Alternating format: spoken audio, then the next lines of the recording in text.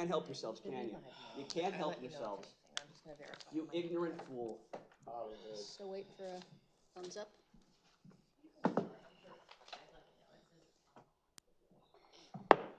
Okay, the time is 6:32. I'd like to call the meeting to order. Can we have a roll call, please? Ms. Ray? Mr. Bononis? Mr. Carochi? Here. Ms. Optoff Cordero? Here. Ms. De Leon? I'm here. Also present is Acting Township Manager Jay Finnegan, our solicitor, Mr. Gadzouzian, myself, Stacy Werkheiser, and we have our junior council member here, Andrew. All right, can Please we raise stand for for the the pledge.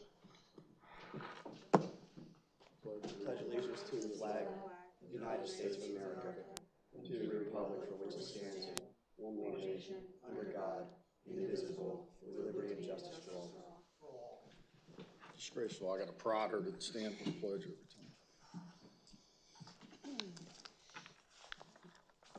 Okay, we did not meet in executive session before the meeting. I will recap the public comment procedure. There's a 3-minute public comment period at the beginning of the meeting where you may speak about agenda items. Ask that you come up to the podium, state your name, and make your comments, address the council, and it's not a question and answer time period. It's just for you to provide your comments to us. Do we have any junior council member reports tonight? Okay. Okay, thank you.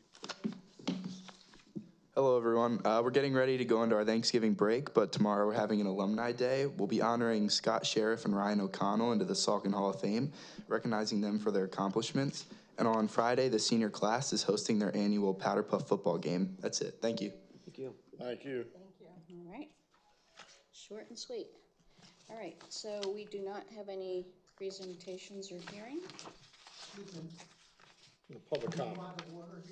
Yeah, she Okay, did. I It's only been a apologize. year. Yeah, she's It's only been a year. president for like a year. Right, only a so year. Lost. Someone been on council for 2 years. Lost, Ray. Okay, be quiet. Lost, Please Ray. come up and give your public comment. Lost, Ray. Imagine what's going to happen Apologize. after the new year. Probably eliminate all comment. Lost, Ray.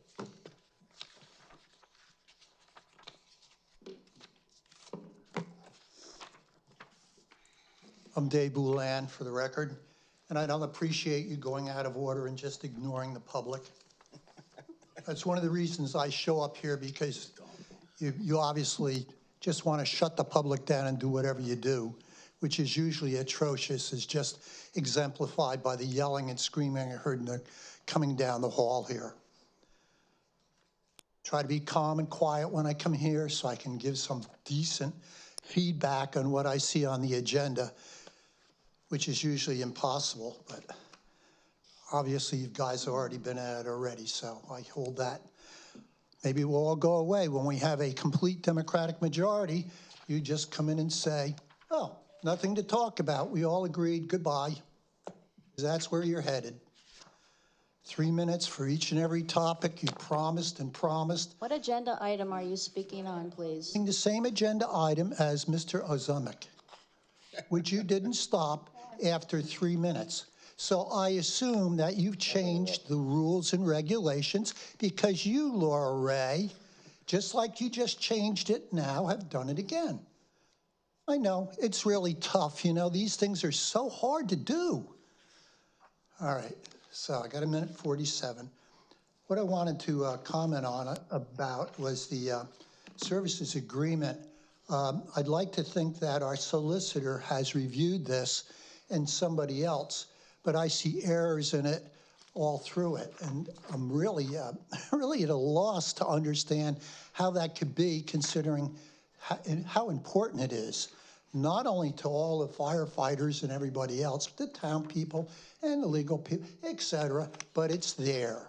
Now, I know we can't ask questions because it's, oh, God forbid we should ever do that.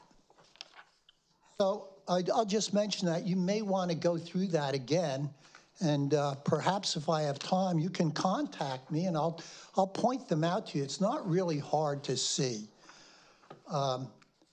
Aside from the fact that some of the sentences are incorrect, looks like the financials may be in order. Darn.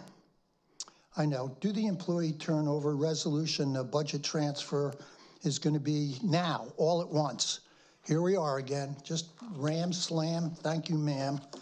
I don't appreciate that either. So certainly you guys have been in office here for long enough with enough employees gone that you could have seen the need for this and we could have discussed it and had it out a lot sooner. But obviously that's a problem.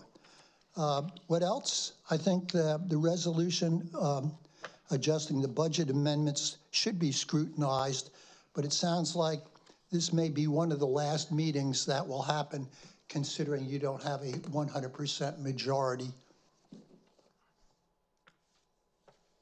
Do you have anybody else for public comment? Okay.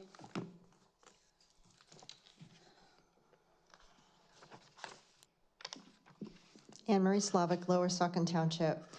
I too am concerned about the fire and rescue and why we're not taking ownership of any kind of property that we paid for. If Lower Saucon Township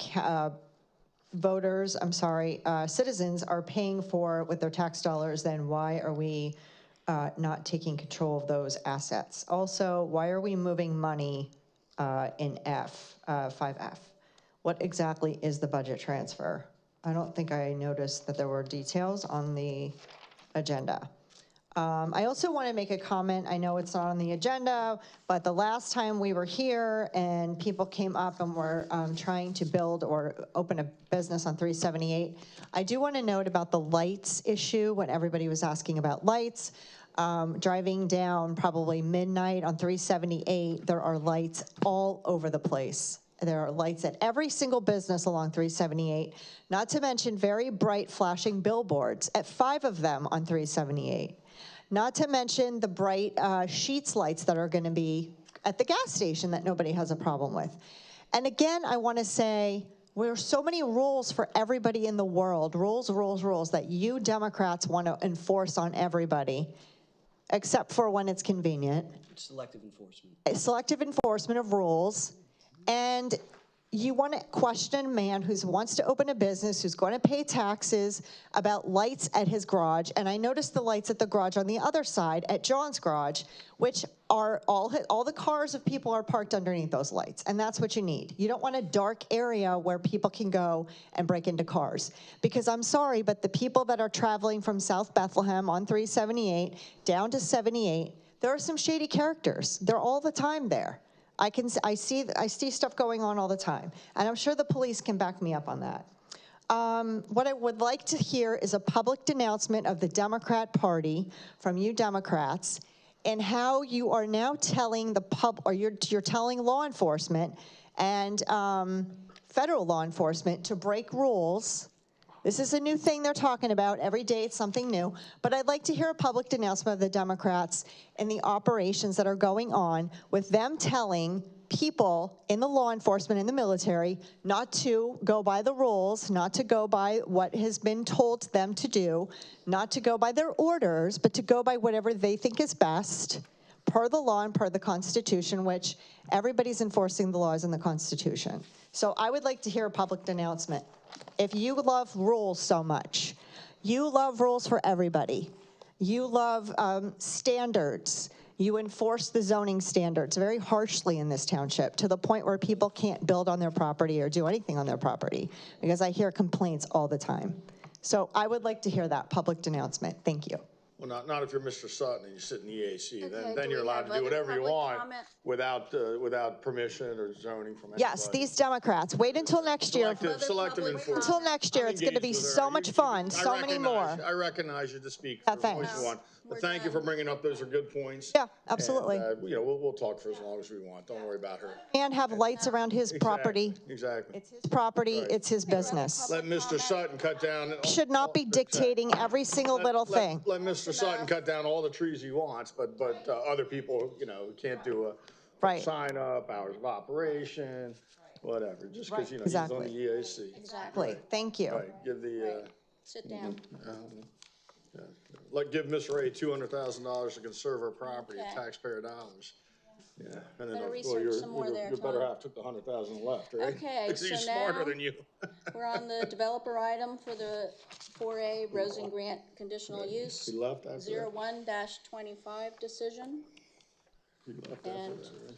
He dumped you after that, right? I'll make the motion that we grant the conditional use application see that was why. filed by applicant Timothy W. Rosengrant dated see April why. 24th, 2025, in accordance with the draft decision provided by our solicitor via email on Thursday, November 13th, 2025.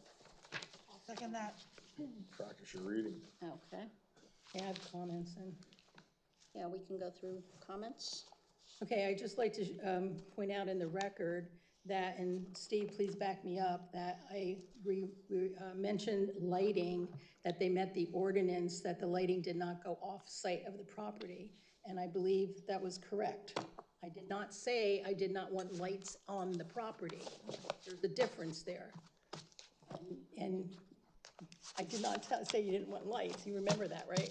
Okay, thank you. She never brought that up from the other billboard on 378 in front of the fire station. I have the property. floor She never and I'm put making that. a comment. That she didn't care about when that light, but you're a profitable business. You're a for-profit business, which Democrats like her hate. I also You know, cared so about- when it's for the fire Tom, company, I'm they can go off talking. of there. do not But you have the guys, you floor, better watch your Tom. lights. So No you better respect. All right, so watch your lights. Watch your lights. All right. I don't know. There's a lot also- of banging and racket, but please watch those lights and make sure they stay on the property. I also wanted Thank to you. have reasonable hours so that you would be able to operate your business. Do you know what I mean? So I thought that was being very reasonable. So, and I'm glad that got recorded in the documents here, so. So if I can help, the proposed decision has a series of conditions, and maybe if I can read them into the record, it would help. The proposed decision has the following conditions: that applicant shall comply with all their representations made before Lower Saucon Township bodies, including Township Council, Planning Commission, and Zoning Hearing Board. Number two, applicant shall comply with all the requirements of the township agencies and organizations. Number three, applicant shall comply with all the terms of the Hanover engineering letters, except those that were specifically addressed. And the opinion specifically indicates that there are certain things that they wanted relief from with regard to the conditional use application, and they're granted relief. But that only applies to the conditional use application, does not apply for any land development, zoning, or otherwise. They're required to obtain all other approvals, such as land development approval, zoning approval, third-party approvals. No more than 25 vehicles may be on the lot at one time. All the inoperable vehicles shall remain at the back of the building. Vehicles shall be dropped off, if possible, during hours of operation. However, there may be emergency circumstances outside of hours of operation where vehicles may be dropped off. And that appellant shall comply with all the terms and conditions outlined in section 180-104, entitled Gas Station and Repair Shops. Those are the conditions. Okay, and if I may finish, I also want to say that I was in support last time of your application, and I am tonight too, so I wish you the best. Well, only those restricted hours. You know, the gas station next door can stay open 24 hours, so can the gas station on this side of the street. And you said that basically that's what they consider a gas station for these purposes. But, so she wants to restrict it. So watch that. I thought you should have asked for Saturday mornings as well, because I could see that being a problem for you in the future. They hate business, they hate profits, they hate anybody making a We profit. went They're by, socialists like the McDonald's. hours that the business owner provided. No, that's not true. We didn't force any hours on him. Just to be clear, the conditions don't specifically identify hours. It just indicates hours of business. The applicant provided what they anticipated their hours of business would be, but to provide the applicant some flexibility, it indicates that they can open at normal hours of business, whatever that may be. Okay. All right. Okay, I'm finished, thank you. Victoria, did you have comments? Just thank you for bringing this forward. I appreciate you wanting to develop that parcel. And I look forward to your business in Lower Saucon. So welcome. Jason? I have no comments other than good luck. Tom? Okay. It's a 25-car limit, all right. No, good luck, and, but I am sorry to see the old, house being torn down there, the old stone farmhouse there, but, progress calls. You're just damn lucky it's not Priscilla's barn, or she would have your neck Can in we a have a wring. roll call, please? Mumbling, I can't understand a word he's She'd saying. have your neck in a ring. Miss Ray? Yes. Janonis? Yes. Badass, they do. South Cordero? Yes. Mr. Carochi? Yes. Ms. De Leon? Yes. Motion passes 5-0. All right. So before we move on to the next item, what happens now is the motion was passed, we will issue a written decision. It will be sent to the applicant as well as the interested party, Mr. Bouland, who was present, and we will go from there. Great. Thank you. And then the next item is also related to you, not that you need to speak on this. This is 4B. This is the Rosen Grant Land Development LD 01225. I think this was just for informational purposes to acknowledge and thank you for giving us a extension to review the land development plan. The extension goes to December 30th, 2025. So, thank you. Can I ask a question about that extension? So we have one meeting left in December, so is that gonna be okay with that extension? Yeah, so as I had sent in my email, I was unaware of only having one meeting in December. So if we don't get the plans in time, which most likely we will not, we will submit another extension. On the first meeting of December, ask for, don't forget. Okay, all right. Thank you. Any other questions or comments on the board? If not, I said we don't need to vote or anything on this. Thank you. Thank you all. Thanks.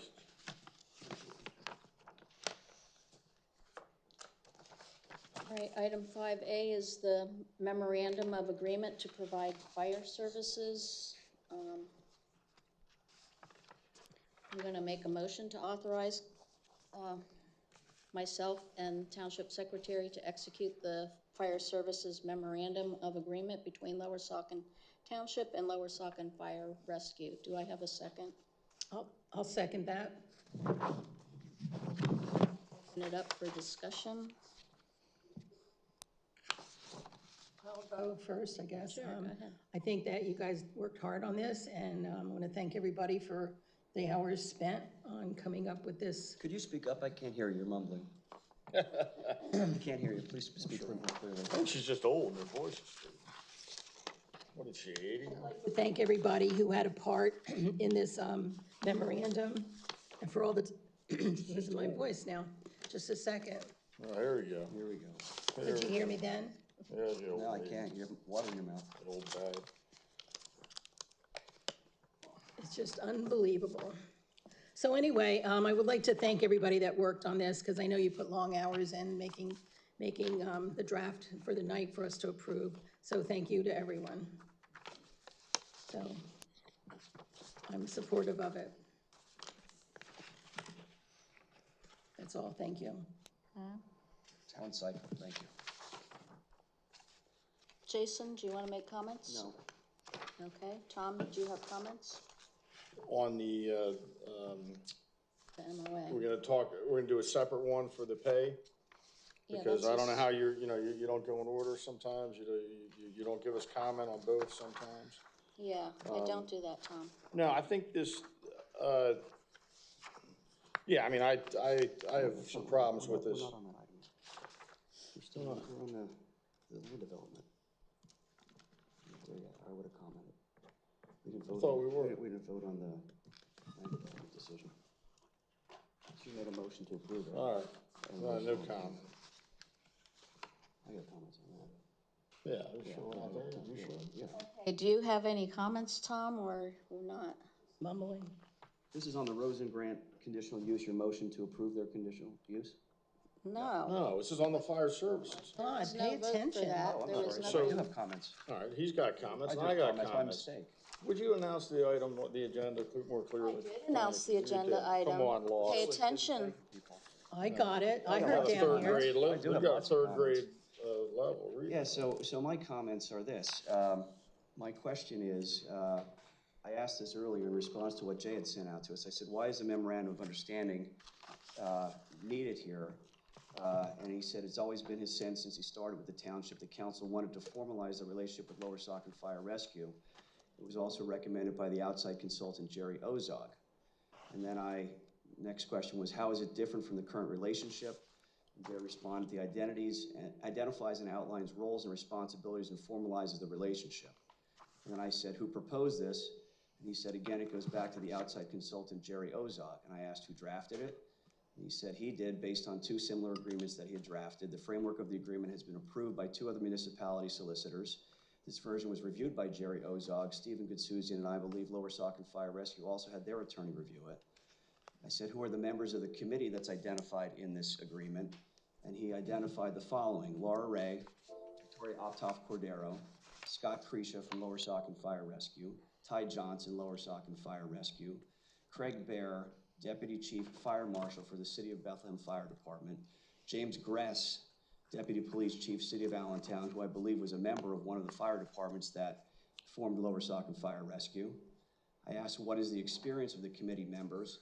And he said, see number 5. Also, DC Gress is in charge of grant writing at APD, which I believe is the Allentown Police Department. I have attached their submission to be considered. I also asked, what are the relationships, if any, between any committee members and Lower Saucon Fire Rescue member and her immediate and extended family? And he said, I will need to research. The only one with potential relationship is Mr. Gress based on the last name. And in a subsequent email, Mr. Finnegan shared with me that the Gress that is on this fire services committee is indeed related to George Gress, who is a member of Lower Saucon Fire Rescue, and Hunter Gress, who is an elected member of Lower Saucon Township Council. And then I said, what's the funding source for these commitments? He said the fire tax. I also asked, where's the raw data, actual responses for the survey that I repeatedly requested, and it was only summarized by the fire services consultant, Jerry Ozog, that was paid for by Lower Saucon Township taxpayers. And Jay said, I can't answer that question because I wasn't here. And just to be clear for the public, I still have not received any of that data, any of the actual responses, only his summary of that. And I think that that's very meaningful and important to our understanding of Lower Saucon Fire Rescue, and I don't understand why it's being hidden from the public, especially when we paid $20,000 for it. And then I said, what are the fire call response times that I requested from Ty Johnson and Scott Crecia weeks ago and still have not received any response? And they're not here in the audience today, let the record reflect that. And Jay shared, he said, at the November Fire Services Committee meeting, the following was supplied, if my notes are correct. Dispatch to en route average time is 5.38 minutes. Dispatch to arrival average was 11.22 minutes, which comes right out of their reporting system. And Stacy, I just resent to you a slide that I have. I don't know if you have that available, if it came in. I sent it earlier, but the format didn't come, so I've resent it as a photograph.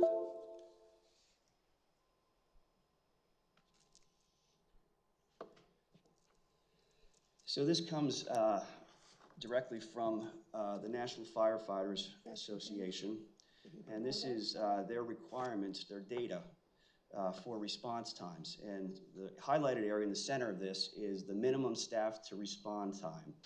And we have here in a suburban area, 10 minutes, in a rural area, 6 minutes, in an urban area, 15 minutes.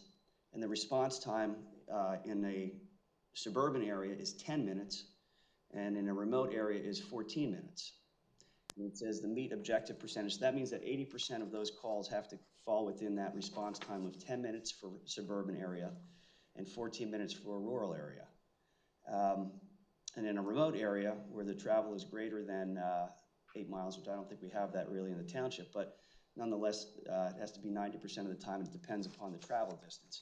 So the reason why I asked for that response time data is right now it's 11.22, which falls well within the National Firefighters Association guidelines for response times. Again, it's 10 minutes for a suburban area and 14 minutes for a rural area. And I would suggest that part of the township is a suburban area and part of the township is a rural area. So it raises the question to me about the need to have a lot of the provisions that are set forth in this agreement, and also the funding, the increased taxes that's being proposed in the budget with regard to fire services, because clearly the township is meeting its fire services obligations through Lower Saucon Fire Rescue.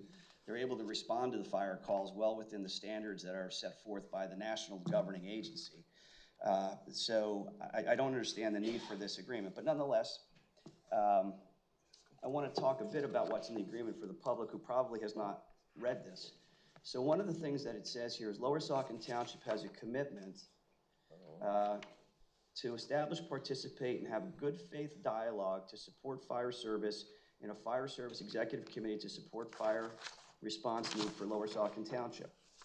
And I would point out that the same requirement does not apply to Lower Saucon Fire Rescue's commitment that's set forth in number 2. There's nothing about them having a requirement to have a good faith dialogue, and I would suggest that they have not had a good faith dialogue. There's been many meetings that we've had questions in there. They just don't show up. They're not here tonight. They're not here tonight, for example, and it makes no sense. Number Shut two, up. 2B. Shut up, don't Please let me interrupt. finish. Shut 2B, up. I'm not just gonna Don't interrupt, saying. shut I'm up, not- don't interrupt, don't shut interrupt. up, I'll tell shut you. up. Yeah, 2B. 2B You're is to getting a turn to participate talk. in a You're fire getting a turn. services executive committee. Shut up. Well, I'll tell you this, not all 5 members of council are members of the fire service executive committee. I don't trust the people that are the liaisons on this council to the fire services executive committee to give us true and accurate information. And I think that it should be incumbent that there should be a requirement upon the fire rescue, if you're gonna be giving them all this money, to have good faith dialogue with the majority of council in a public meeting so that they can be asked questions that they may not want to be asked, that are being asked or discussed or hidden in a fire services executive committee. I think that's critical. Makes no sense to me why they wouldn't have this. Why are we being required to have good faith dialogue and they're not? It makes no sense. I'll go down to 1E under the township's commitments. Lower Saucon Fire Rescue agrees that it will specify by line item how all proposed funding from Lower Saucon Fire Rescue will be allocated and spent.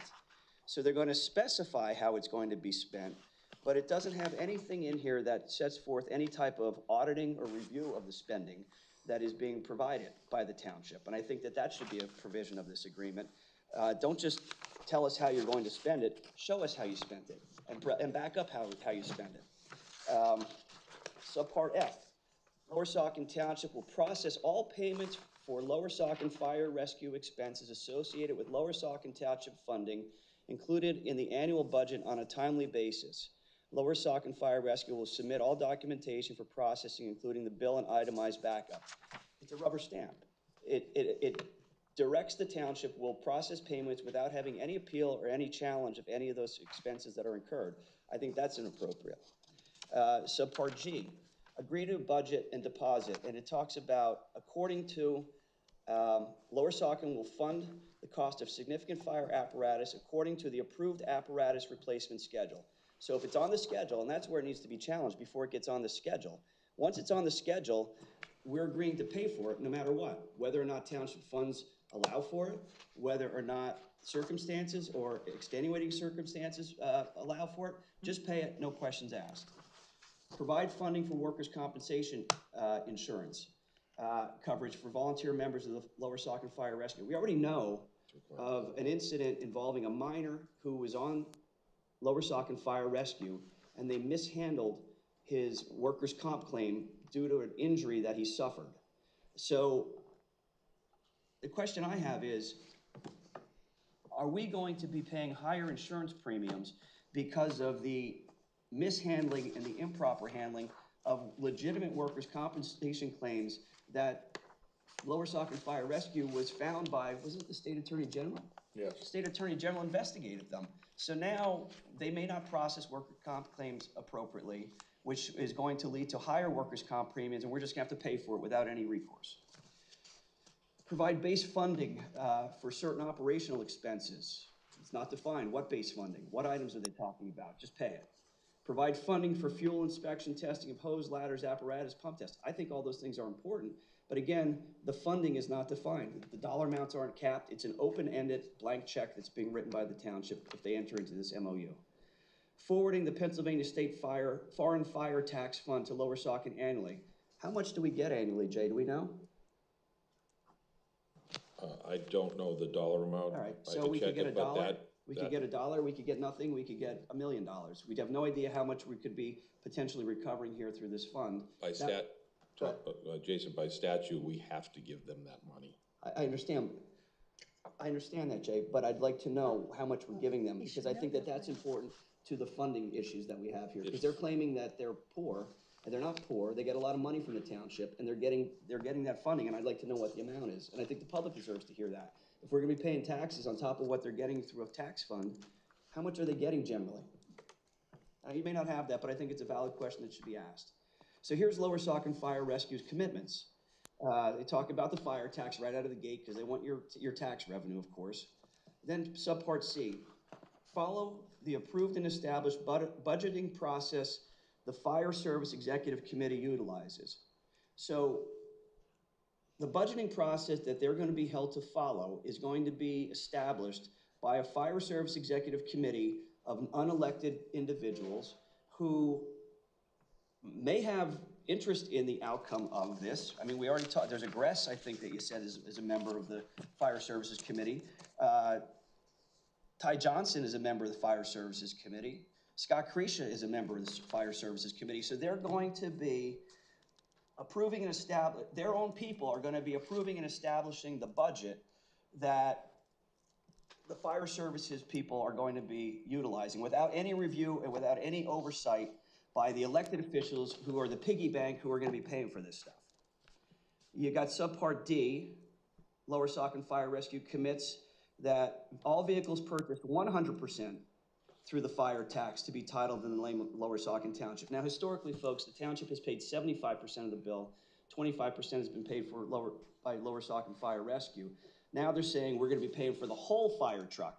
They're not going to be paying for any part of the fire truck. And if they do pay for any part of the fire truck, that fire truck that's paid for in part by Lower Saucon Fire Rescue, whether it's $1, may not be titled in Lower Saucon Township. So think about that. You're paying for 99.99% of the fire truck, and they're paying $1, and it won't be titled in the township's name. Makes no sense whatsoever. Lower Saucon Fire Rescue will enter into a vehicle use agreement with Lower Saucon Township for the use of emergency vehicles titled in the township's name. Do we know what the terms of that vehicle use agreement are? I said this all along, many years ago. Why are we giving away fire trucks that we're paying for? Why don't we have an agreement in place that allows them to utilize our fire trucks that are owned by the township, since the township is paying the lion's share of the fee? I'd like to know what the terms of that vehicle use agreement are. There's nothing that's attached here as an addendum or as a proposal or anything else, and that I think could be onerous to the township in many ways. Subpart G, Lower Saucon Fire Rescue agrees by May 30th or not later than 15 days after receipt from the accountant a copy of Lower Saucon Fire Rescue's IRS Form 990. Now, an IRS Form 990, folks, is a document that gets filed by nonprofits with the IRS, and it shows some financial information. It's not detailed. It doesn't show revenues or expenses. A lot of details are not included in that. It's generally a single-page form, maybe 2 pages. But I'd like to know, why are we not also requiring them to provide to us other financial forms? Balance sheets, income statements, checkbooks, accountings, things like that, so we know exactly what's being done with the Lower Saucon Township taxpayer money that's going to be funding this MOU. Lower Saucon Fire Rescue agrees to be committed to the apparatus replacement schedule. Again, what's on the replacement schedule? I'm sure they're happy to follow something that's going to be giving them fire trucks that get put onto a schedule and that the township is going to be bound to provide pursuant to this MOU. Then under subpart L, Lower Saucon Fire Rescue shall maintain response plans, run plans to provide effective response, sufficient resources for responses within Lower Saucon Township. I don't know what the current response plans are. I don't know what the details are, other than what Jay shared with me in terms of response times, which clearly meet the mandates from the national organization that response times be between 10 minutes in suburban areas and 14 minutes, and I think it was 11.22 minutes on average. And then we got the insurance. Lower Saucon is going to provide insurance, vehicle liability in the amount of $1 million, professional malpractice $1 million, E&O $1 million, D&O $500,000, GL $1 million. I don't know where those amounts came from. Jay, can you share with that, those dollar amounts and where they came from? Is that an industry standard, or is that something that somebody proposed? That is an industry standard. All right, do you know the last time it was updated? Because everything costs a lot more these days. I have no idea when it was last updated as a standard, When did you last check it? when this agreement was written. All right, what was the standard? Where'd you get it from? I discussed it with an insurance agent. Okay, and that's what they said the standard is? All right. Is that the township's insurance agent or somebody different for this type of specialized insurance for workers' comp for a nonprofit third party? Township. Okay, thank you. All right, and then we got termination for cause. If you look at the termination for cause clause, this is in part 5. Lower Saucon Fire Rescue is permitted to terminate the agreement on 90 days, and under subpart I, they're given 3 other reasons why they can back out of this agreement. Changes in insurance practices or coverages. So if they can't get insurance, they can back out of this agreement. Or if they determine that the insurance is too much to pay for, they can back out of this agreement. Or too much that they want to pay for, they can back out of this agreement. Changes in government subsidy practices or benefits. So if the state budget isn't passed and they're not getting funding from the state, they could back out of this agreement and leave you without fire services. The laws and regulations governing Lower Saucon Fire Rescue's operation that render it impracticable for Lower Saucon Fire Rescue to continue without changes in this agreement with Lower Saucon Township. So that's anything, for any reason, when the laws and regulations, however, who determines what laws and regulations make their operation impracticable for Lower Saucon Fire Rescue to continue? Apparently they do. So they can back out of this and walk away at any reason. But if you look to the flip side of this, Lower Saucon Township can only walk away upon 90 days' notice, and when Lower Saucon Fire Rescue fails to perform any obligation or duty set forth in this agreement. That's pretty onerous to the township, I would say. They can walk away if insurance is too expensive, they don't want to pay for it, if the government subsidies aren't there that they're expecting or that they feel are insufficient, or whenever they really want to. That's kind of an illusory agreement. I don't know how binding that would be, but what do I know? And then entire agreement, it talks about superseding any prior or contemporaneous agreements. And I don't know what prior or contemporaneous agreements existed here, but I would like to see those prior agreements so that I know what those terms were, to make sure that those terms that protect the Lower Saucon Township taxpayers are part of this or any memorandum of understanding. Without all those things, and I'm sorry I took so much time, but I think this is important because this is going to be a tremendous amount of money that Lower Saucon Township is going to be paying. They're going to be increasing your fire services tax to pay for all of this stuff. And I haven't been given one piece of information that suggests that there is insufficient fire services in Lower Saucon Township. In fact, to the contrary, their volunteer numbers are up. Their response time is very good and meeting the national standards for response times. And I just don't see the need for this. And this seems to be, in my mind at least, a political favor to help their buddies and to create some paid fire services positions that do not seemingly need to be put in place here and that we're all going to pay for. That's all I have. Thank you. Thomas, I have the answer to your question. In 2025, the township received $99,000. All right, thank you, Jay. Fund. So we're giving them $100,000, in addition to all the other monies we're giving them $100,000 in fire services tax money that comes in from the state, right? We're passing it along. We're passing along the benefit of out-of-state insurance companies operating in the Commonwealth. Yeah, right. So remember that, whatever number they say we're giving them, put another $100,000 on top of it. Thank you, Jay. Well, I mean, this agreement can be summarized by the Fire Services Executive Committee, the Democrats on this council, and Jay, to a certain extent, sold out taxpayers to Lower Saucon Fire and Rescue. I remember Jay just a couple of weeks ago, Jay's like, oh yeah, we're working on this, and they're gonna come for the budget meeting you know, one of the first things is they should have good faith dialogue in support of fire services, right? Jay's like, no, they know, they have to come to meetings and they can't walk out like children. This is what Jay says to me. Once they got this agreement from Jay, drafted, they got everything they wanted from him. Where are they, Jay? Where are they? Remember you told me that? Where are they? Let the record reflect that I don't see a single person from Lower Okay, Saucon. these Not are one of them? volunteers, I'm asking firemen, Jay. they're I'm asking probably Jay. out It's my comment. volunteering Oh, yeah, or yeah, training right, or right. Yeah, everything sure, else they right, do. Right. And watch Excuses. Free Give them an time. excuse. Jay, do you see one of them here tonight? One of them. No? No, sir. That's right. They told you they weren't going to walk out like children anymore. They were going to participate in the dialogue. In fact, they got you to put an agreement. And they got the Fire Services Executive Committee and these Democrats to agree to it. All right, let's move on here. Okay. Section I under 1.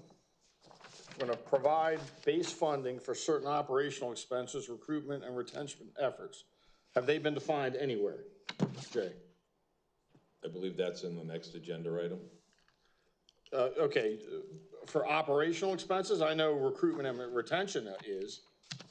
Operational expenses, they gave a budget that was included in the overall township budget, itemized by line item. But it doesn't say that here. It says certain operational expenses. It doesn't say those budgeted for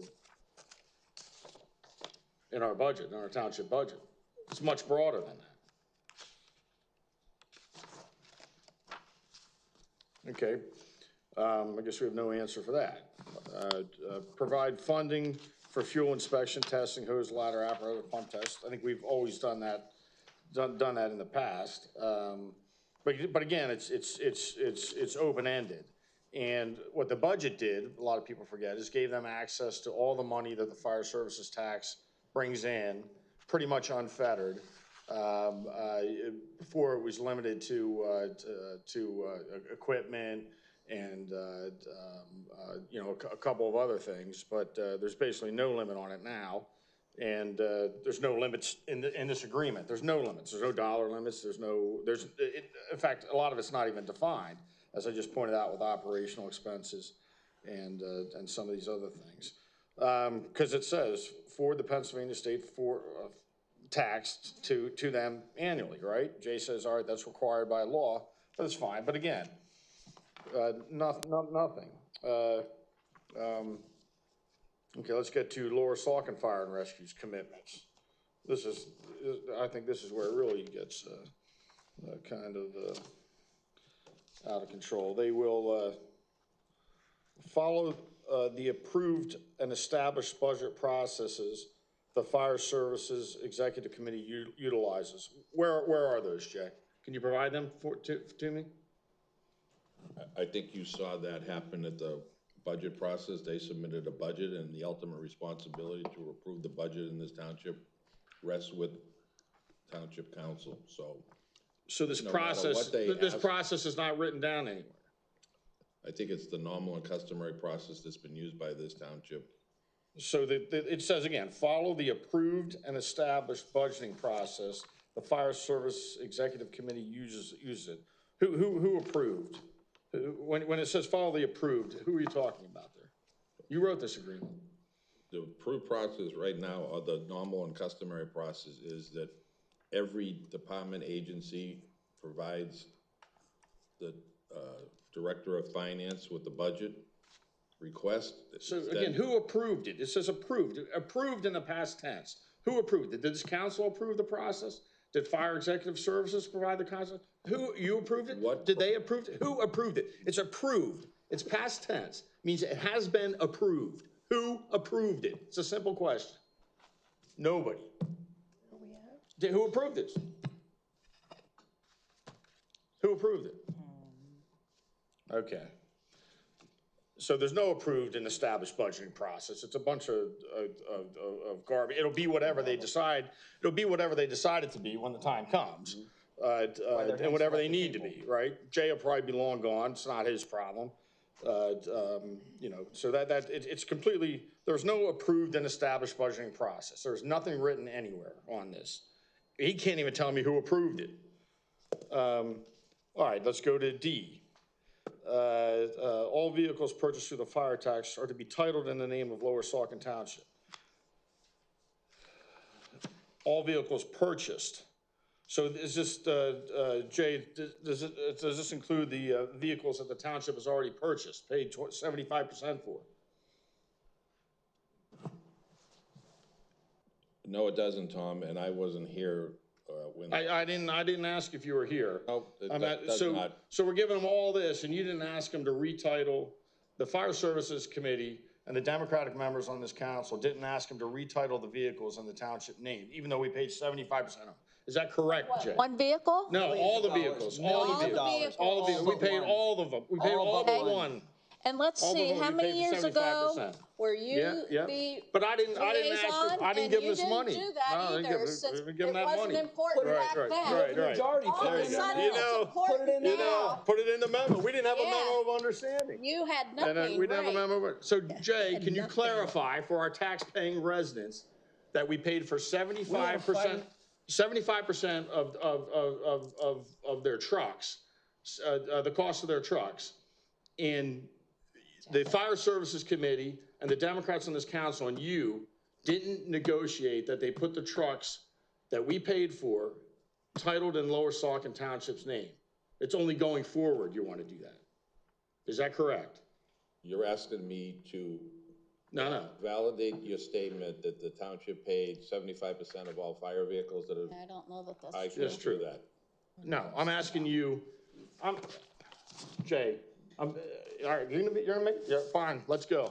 Let's go. If you're gonna screw around, let's go. Tom, If you're gonna screw around, let's go. You asked me to confirm. No. that- I asked you, are any No, vehicles don't that they try to own, turn the question are any around. vehicles that they own currently now going to be retitled in the township name? The answer is no. Thank But you. that was not Thank your you. question. Thank you. That was my question. wasn't That your was my question. question. Don't tell me what my question was. I know what my question was. I'm the one that had the question. Okay, finish your, So again. Let me just yeah. respond to Laura. Laura, there was a Fire Services Committee that the three of you disbanded that were negotiating and in discussions with Lower Saucon Fire Rescue about fire apparatus, fire buildings, and everything else. So to suggest that it was not addressed by prior council, we have the majority, is a complete lie. And now you have the majority, and you could put Was a that, building you could put plan. that put that into this agreement, and you choose not to. You turn a blind eye to it, is what you do. You're giving away the farm, and you're getting nothing in return. Yeah. So again, I started this, when I started my comments, I said Fire Services and the Democrats sold out taxpayers to Lower Saucon Fire and Rescue. And you just heard the biggest evidence of that. No truck that we paid 75%, and these trucks cost $1 million or more. 1.5. And a ladder truck in particular, 1.5. None will be retitled in the township names. They will be still owned, even though we pay the insurance on them. We give them hundreds of thousands of dollars a year. We pay for the fuel in them, the hoses on them, the testing of the hoses on them, all that stuff. We pay for it. They own them. They are a private entity. They are not the township. They are a private, not-for-profit entity. They couldn't even negotiate that with these guys. They couldn't even get that. They couldn't even get that to get them to sign this. It's just completely irresponsible with taxpayer dollars. Okay, let's go to H. Adhere to an approved apparatus replacement schedule. That couldn't be made as an exhibit on this. I assume they have a schedule. We couldn't make that as an exhibit to this this MOU, or is the schedule going to change every year? I believe it could be made a part of, if you want to add it as an exhibit, you can add it as an exhibit. I mean, I think taxpayers have the right to know about what type of spending. If we're gonna try and close this council's gonna try and close a landfill, and our funding in this township will be cut substantially by a third at least. I think we should have a schedule, and then at least then the taxpayers will know if this schedule's changing from year to year. Because it's really their schedule. And again, the word approved is there. Did the Fire Service Executive Committee approve an apparatus replacement schedule?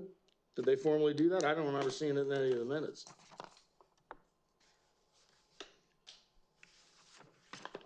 you can say they approve, but it's been in the discussion in 2 or 3 of the. So there was no vote to approve an apparatus schedule? No, sir. Well, then who approved it? The Lower Saucon Fire and Rescue approved it. So they approved their own schedule and told these Democrats and the Fire Services Executive Committee what the schedule's going to be. And if it changes and they want something different next year, like there's a new and better truck out there they want, it'll change again. But you're not going to know it's changed because, one, it's not an exhibit to this MOU, and two, they didn't approve it in the first place. They have no evidence that even that the Fire Service even looked at it. All right, now we have H. Oh, this is great.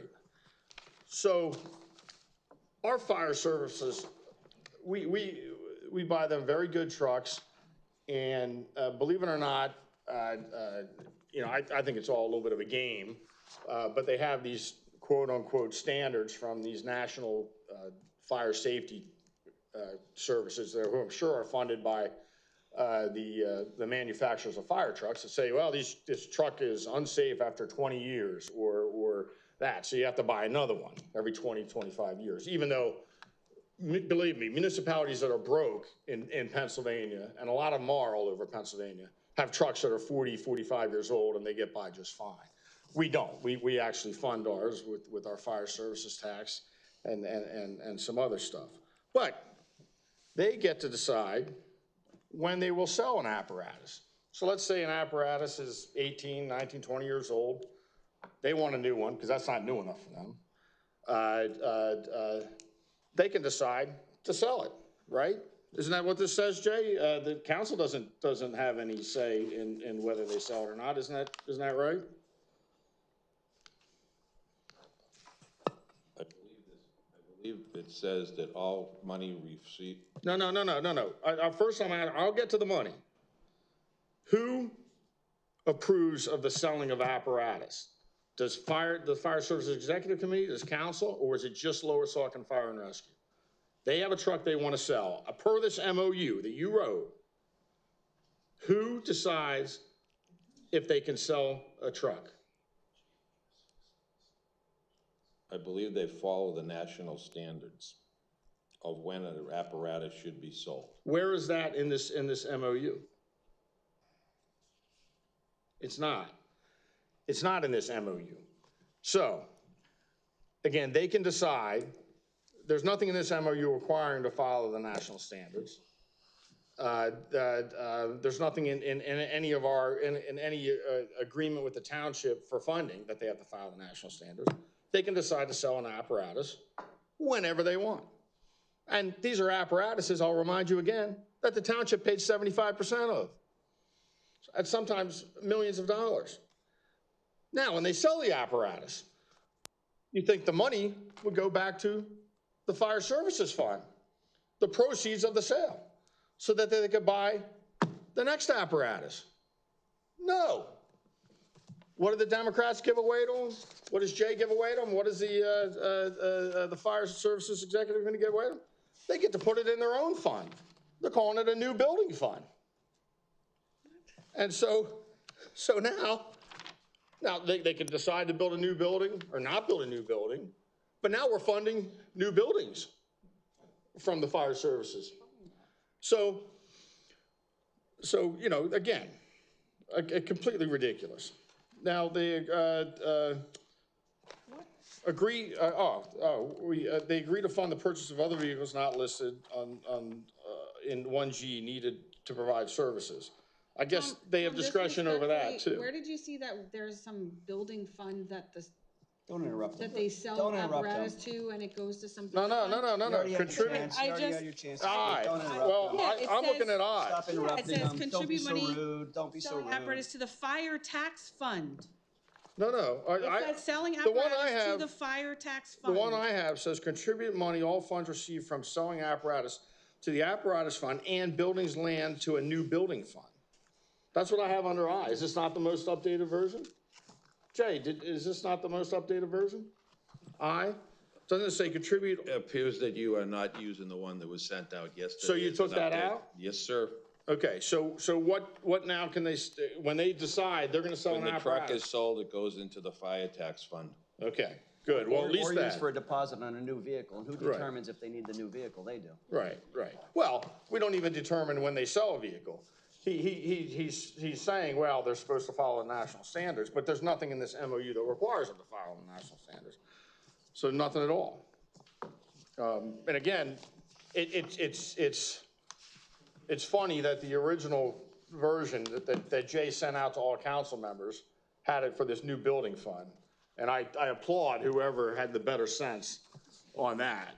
I can't believe one of them did, but I applaud whoever had the better sense to take that out. It should have never been in there to begin with. That was actually a suggestion of Lower Saucon Fire Rescue. Oh, okay. And it just came in yesterday? Right, just came in, yeah, right. Well, again, proof that these Democrats in the Fire Service Executive Committee take anything that the Lower Saucon and Fire Rescue demands or wants, like they just did there, take it out, whatever they want. Like I said at the beginning, they sold out to Lower Saucon Fire and Rescue. Now, Lower Saucon Fire Rescue response plans provide effective responses, sufficient resources for responses within Lower Saucon Township. Who decides that? Whether it's sufficient? We don't know, because it's not in the MOU. Well, it's right there, and they already meet those standards. Right. They're well within the numbers. Lower Saucon's, right, and then, they can get out of this event in 90 days if Lower Saucon's fails to perform any duty or comply with any obligations set forth in this agreement. Sounds pretty standard, but it's pretty broad and pretty general, that allows them to basically take money and get out of anything they don't want to do 90 days notice. So I think it's, again, they're selling out taxpayers' dollars to Lower Saucon Fire and Rescue at a time when we can't afford it. If the landfill were to close, we'd lose 30% of our budget. And these guys have the best equipment. That's why the volunteers are up. So it was just a terrible job by the Fire Service Executive Committee and the Democrats on this council. They did a great job for themselves. Yeah, well, taking care of their friends and selling out taxpayers. Thank you, that was fun. Laura, can I just be recognized? Yeah, Victoria, go ahead. Thank you. So I heard for the last 30 minutes, and a continued attempt by two members of our council to draw a wedge between members of our community to pit one group against another. In fact, over and over again, Mr. Carochi says, we sold out to our volunteer fire company that provides us free firefighting services. And when I say that free is that we don't pay them. They are not employees of us. I think Mr. Bonotis and Mr. Carochi would rather have them be slaved to us, but they are volunteers that put their time and effort to be trained, to get certified, and to be the first responder when there's a car accident, when there's an emergency situation, when there's a house on fire, when people's lives are at risk, and when their life is in jeopardy. And instead of working toward a township in which we appreciate our fire company and we help them sustain and maintain themselves, we've had in the past a council that's decided that we're going to pit them against us and create an enemy situation. You heard him. We sold out to the fire company. I have never, ever wanted to be part of a township in which we treated the people who are being our first responders to serve our community in a volunteer way, to treat them like they're garbage. And that's exactly what happened here. Oh, before I came on council, that's the atmosphere, and you see it right now.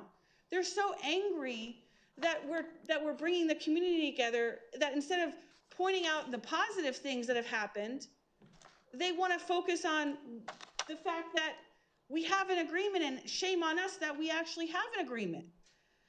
I think what's lost here is that what's happened is something tremendous in our community, something where the Township Council and the Lower Saucon Fire Rescue are able to come together at the same table at a public meeting, the Lower Saucon Fire Services Executive Committee, and sit down and come out with just parameters by which we agree to operate and they agree to operate, so that we can both feel comfortable. To make accusations, I think I heard one accusation that there was some shady workers' comp claim and we got investigated and now our workers' comp insurance might go up. They know all of that is false. It's not false. In fact, when we had our prior acting manager, Kathy Gorman, they had her investigate and go under trees and dig holes and try to find the basis for this rumor they heard or that they made up themselves. And she provided them the proof that all of the rules were complied with, that a workers' comp claim was legitimately made, and that it was in fact closed while they were still in the majority on council. So then sit here and just flat out lie to the public and make you believe that there's some untoward or disingenuous action by our fire company because it furthers their idea that the fire company is bad is terrible. It's terrible when they know the truth. They know there's no increase in workers' comp insurance. They know there's no investigation that's remained open or that there was any wrongdoing that occurred. They knew all that, and yet they just sat here and played this charade to you to make you be fearful. That's what we're trying to get rid of, is fear, is anger, is pitting one group against another. I am very proud of this, and if anybody has any questions, they can certainly come and look at any of our Fire Services Executive Committee meetings where you can see members participating. Another argument they said, oh, there's no oversight by Township Council. I mean, to actually have a budget process where our council gets to see what the Lower Saucon Fire Rescue budget is looking at and what they need at the same time that the rest of our township administration is looking at what they need, so that we can budget during our budget season appropriately for the next year, is a major step forward. We have never aligned the request of Lower Saucon Fire Rescue's budgetary needs with the rest of our township budgeting process. There has never been an agreement to do that. It's just been whenever Lower Saucon Fire Rescue needed something, they might show up in March or they might show up in July, and then it has to be discussed, but it's never done during the budget season. So for us now to have that process is wonderful.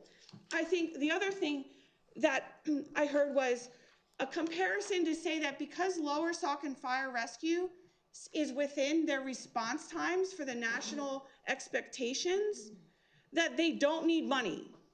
That's what I heard. They respond to our fire emergencies in an appropriate time, so why should we give them money? That was the argument made. I mean, that has nothing to do with what the cost of responding to an emergency is.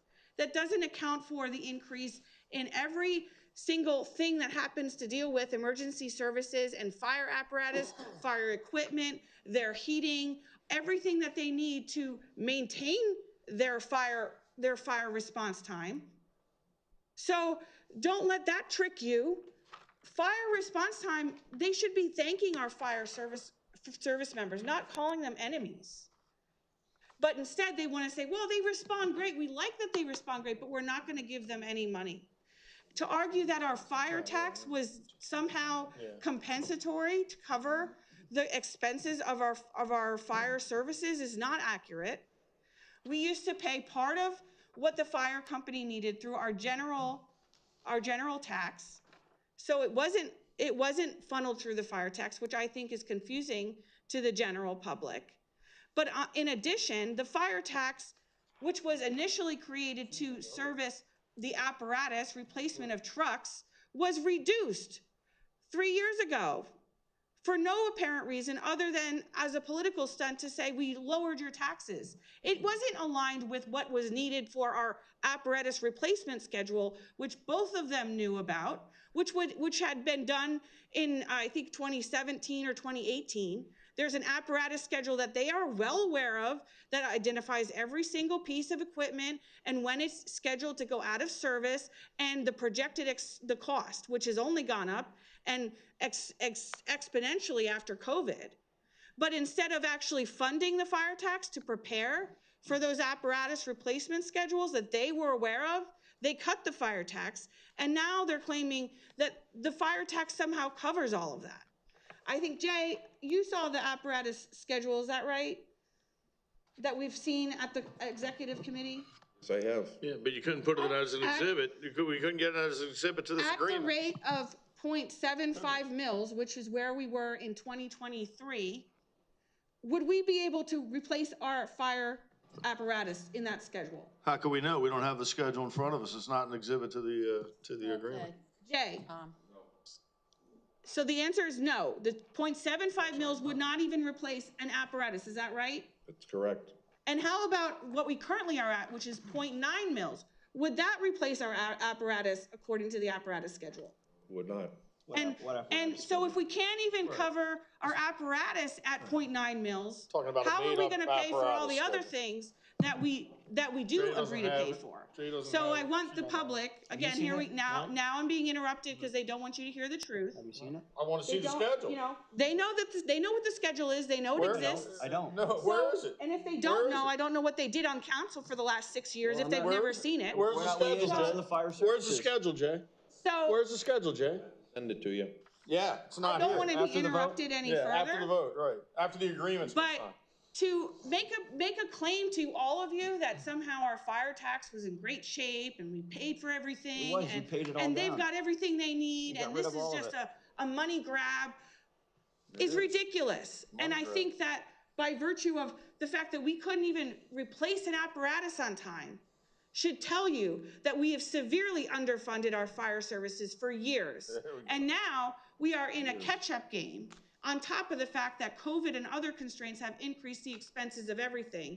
And you want to retain your volunteers because they want to say, oh my God, we sold out to volunteers, which only provide services to our township for free. It's not What's free. the We pay alternative, taxes. folks? We pay Are taxes. you suggesting that these people are so evil that you get rid of your volunteers and then you pay $4 million to have a paid fire service?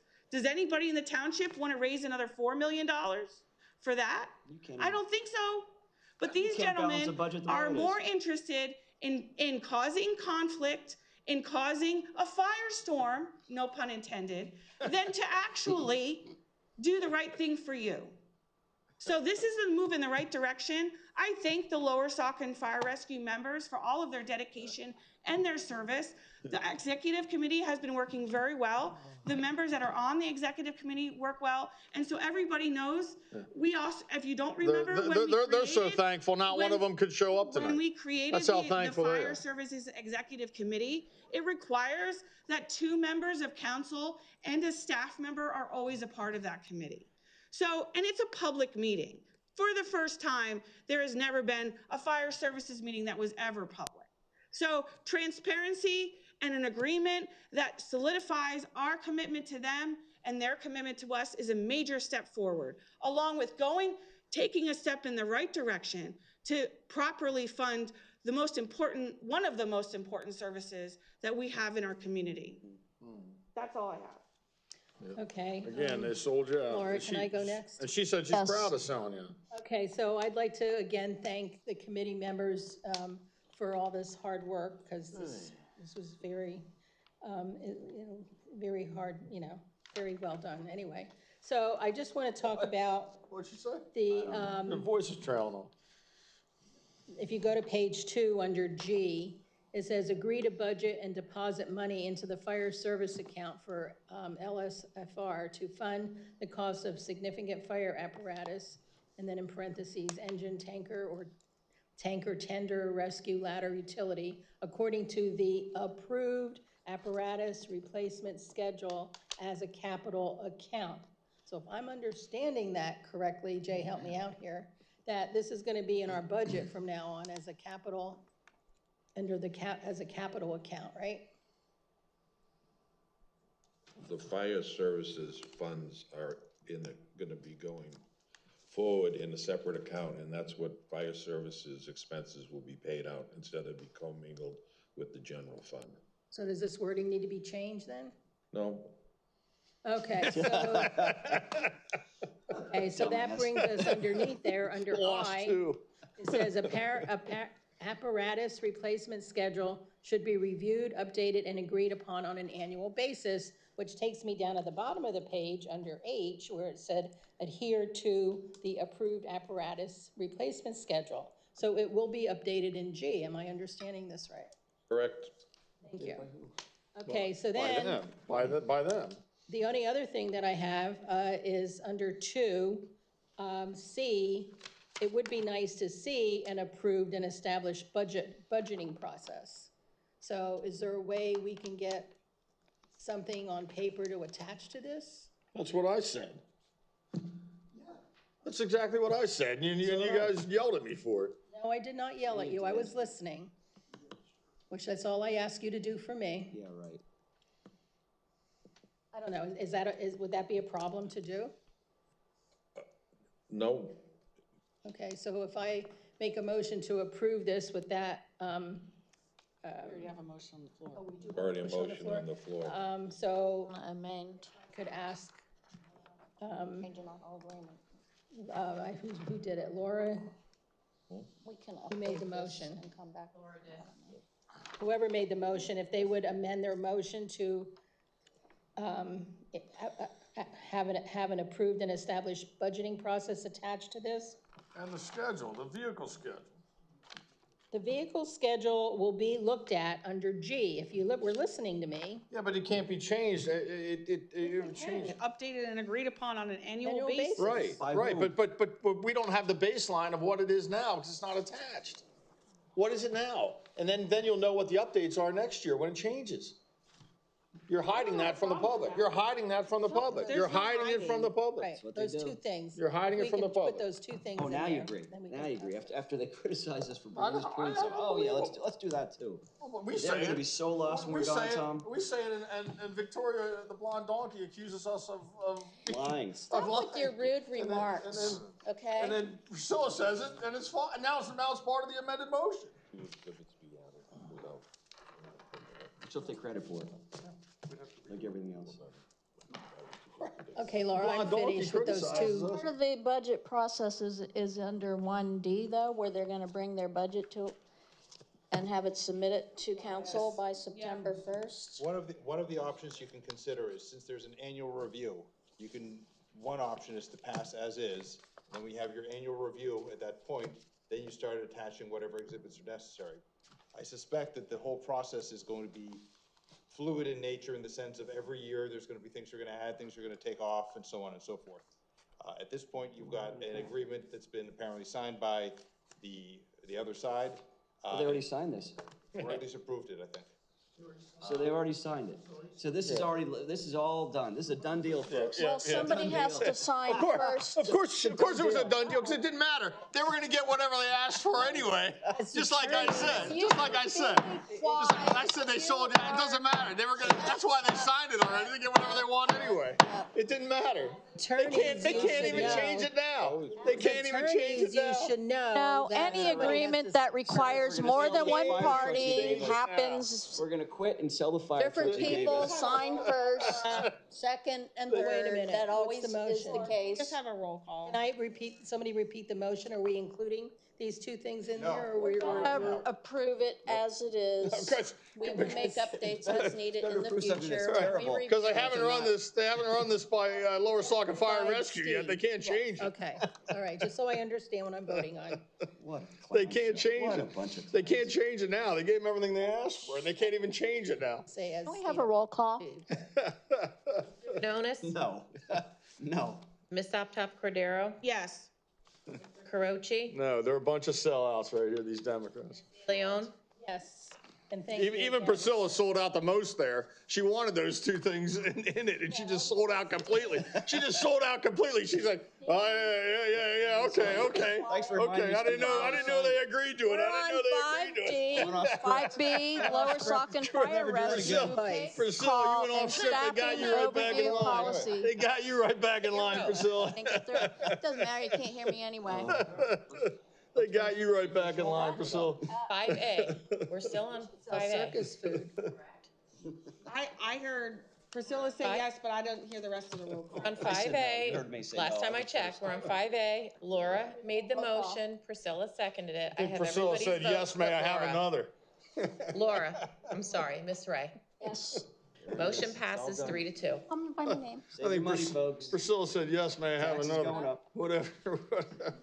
My- What a sellout. I just What a like the sellout. record What a sellout, Priscilla. reflect that my motion What a was based on sellout. Steve's recommendation. Yeah, right. Supported the, which Right. supported the motion. Right. She went from demanding the approved schedule and the approved budget processes to.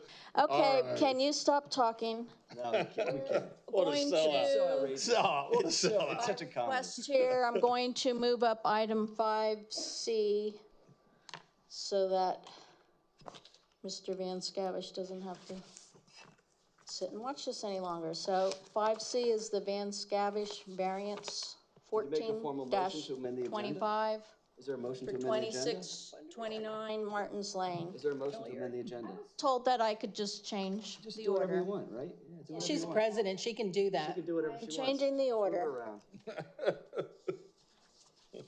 So They need a break. Give the middle finger to the public. I'm going to make a motion that we take no position on this particular variance request. I'll second that. Okay.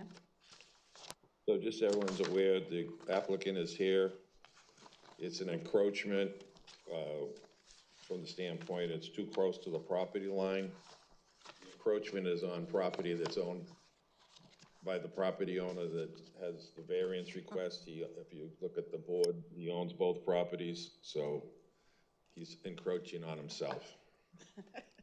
Yeah. It's kind of like being up here on council. So, I don't know if anybody has any comments. This is pretty,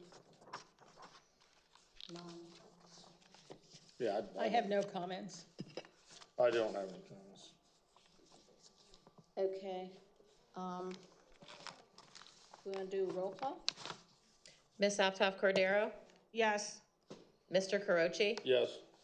Ms. De Leon? Yes. Ms. Ray? Yes. Mr. Benonis? Yes. Motion passes 5-0. Okay, so now what happens then? This will go to the zoning hearing board for them to Correct. review. We take no position. It's often what we do. It doesn't mean we're for or against it. We're just letting zoning hearing board take the matters into their hand. So good luck. Thanks for, Should be fine. thanks for explaining what no position means to Victoria from Blonde Donkey. Okay, 5B, Lower Saucon Fire Rescue Paper Call and Staffing Overview Policies.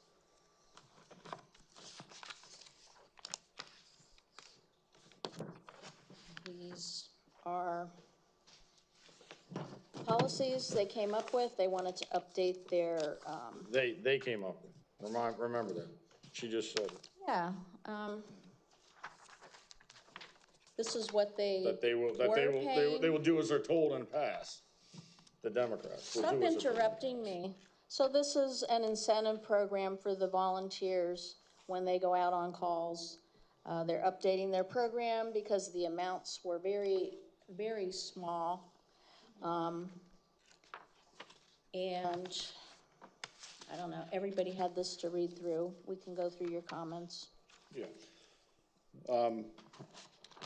My comment is, I am for them raising their stipends here, from 2024 levels to the 2026 levels. My concern is on the second page where we're talking about for 2026, Lower Saucon Fire and Rescue proposes to increase the stipend rate to $75 for a 5-hour shift staffed by 4 firefighters, or $100 for a shift staffed by 3 firefighters. You know, these adjustments reflect rising costs and all that, and commend volunteers, although we've shown there's not a problem with volunteers. To cover Friday and Saturday evenings. Now, I don't know if someone from the Fire Services Committee or Jay can understand what limits this to only Friday and Saturday evenings. Do they have the ability to do it other evenings? Jay. Their policy is to staff one station on Friday and Saturday night to ensure that there is enough volunteers in the township so they don't have to rely on members that might want to go out and enjoy Friday or Saturday night with their family. So when they staff that one station on a Friday and Saturday night, it's the only night they're doing it. And during that time, they're also responsible for at least half of the time that they're there. They just can't sit around and do anything. They are responsible for equipment maintenance, hose inspection, that type of stuff at the station they staff. Well, I mean, that's not audited by anybody but them. But so a 5-hour shift, but that's not all night, right? So there possibly be 2 5-hour shifts for one night. It's only staffed from 6 to 11 p.m. Okay, so after 11 p.m., if there's a call, that's not that doesn't apply to this. They got to come in at 3 in the morning, 2 in the morning. Oh, it's only from 6 to 11. Okay, 5-hour shift. all right, and it's only going to be for Friday and Saturdays. Correct. That's a policy, though. That's not written, and it's their policy, it's not the township policy. That's their policy. Right. So if they change that policy, or just said they were going to do it Monday and Tuesday nights as well, what would happen? Would they have to come back to council? Would they have to? Well, I think they would be well over their allocation if they did it above what the approved budget from the township as their allotment. They would go over what they were been allotted for the year, so. Well, I mean, they're not being allotted anything in the budget. There was no, we allotted them like $500,000 out of the fire services account for like we talked about in the first thing, operational expenses, retention, and services. Remember you said all that's coming next when I brought that up? Correct.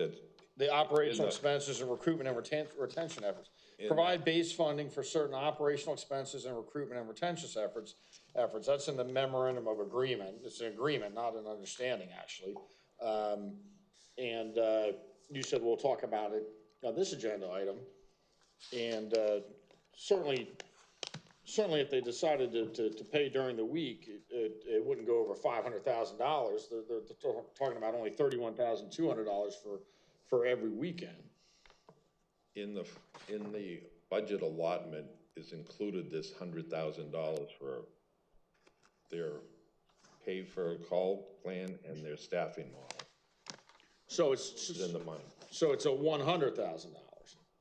So they're saying $31,200 for the weekend, the 5-hour shift by either 3 firefighters or 4 firefighters, right? Correct. And then you have the schedule on the front, right?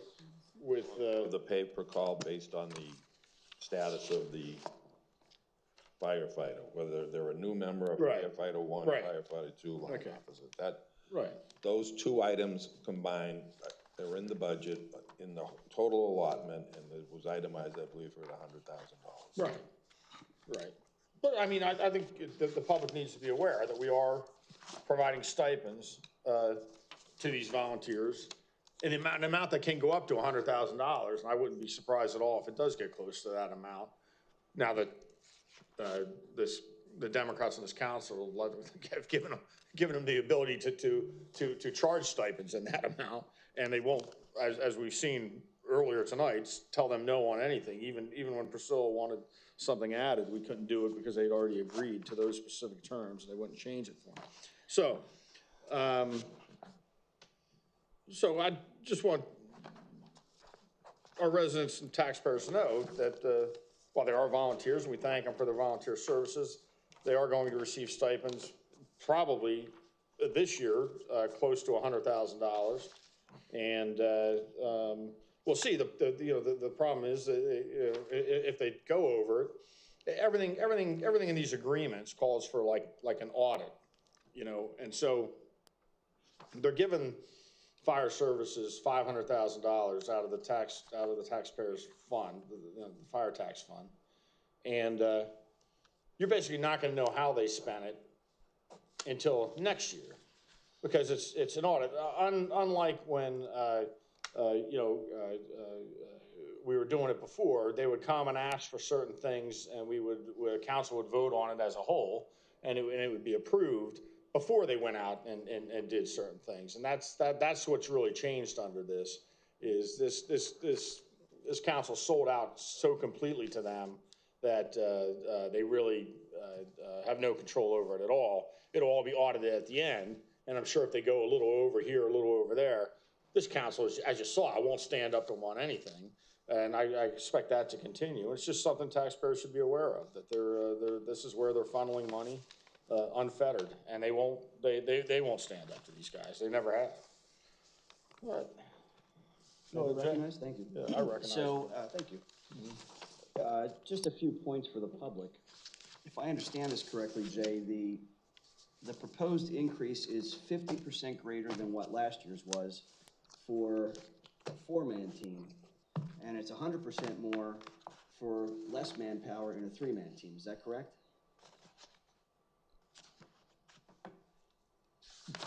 Right, so it's $50 for a 5-hour shift for 4 personnel. And then what they're proposing here is $75, which would be a 50% increase over the last year's stipend. And if, that's for 4 firefighters again, but if it drops down to 3 firefighters, it goes up to $100, which is a 100% increase for less manpower, right? Correct. Okay, how is that justified? Why would we be paying more for less? Not just more, like 25% more for less, for 25% less. Did they explain that to you? Well, the 3 people would be working harder, and the maintenance aspect of it while they're on takes 3 people more of an effort to do the 4 people's worth of work around the station. All right, so. Who's verifying that work? Yeah, well, I'm gonna get to that. So if I look at this document that you provided for executive content only, the 2026 PPC proposed rates, it says the following: by offering the small stipend, Lower Saucon Fire Rescue aims to improve overall response reliability, particularly during daytime and overnight hours. And Jay, didn't you just say that this is for 6 p.m. to 11 o'clock p.m.?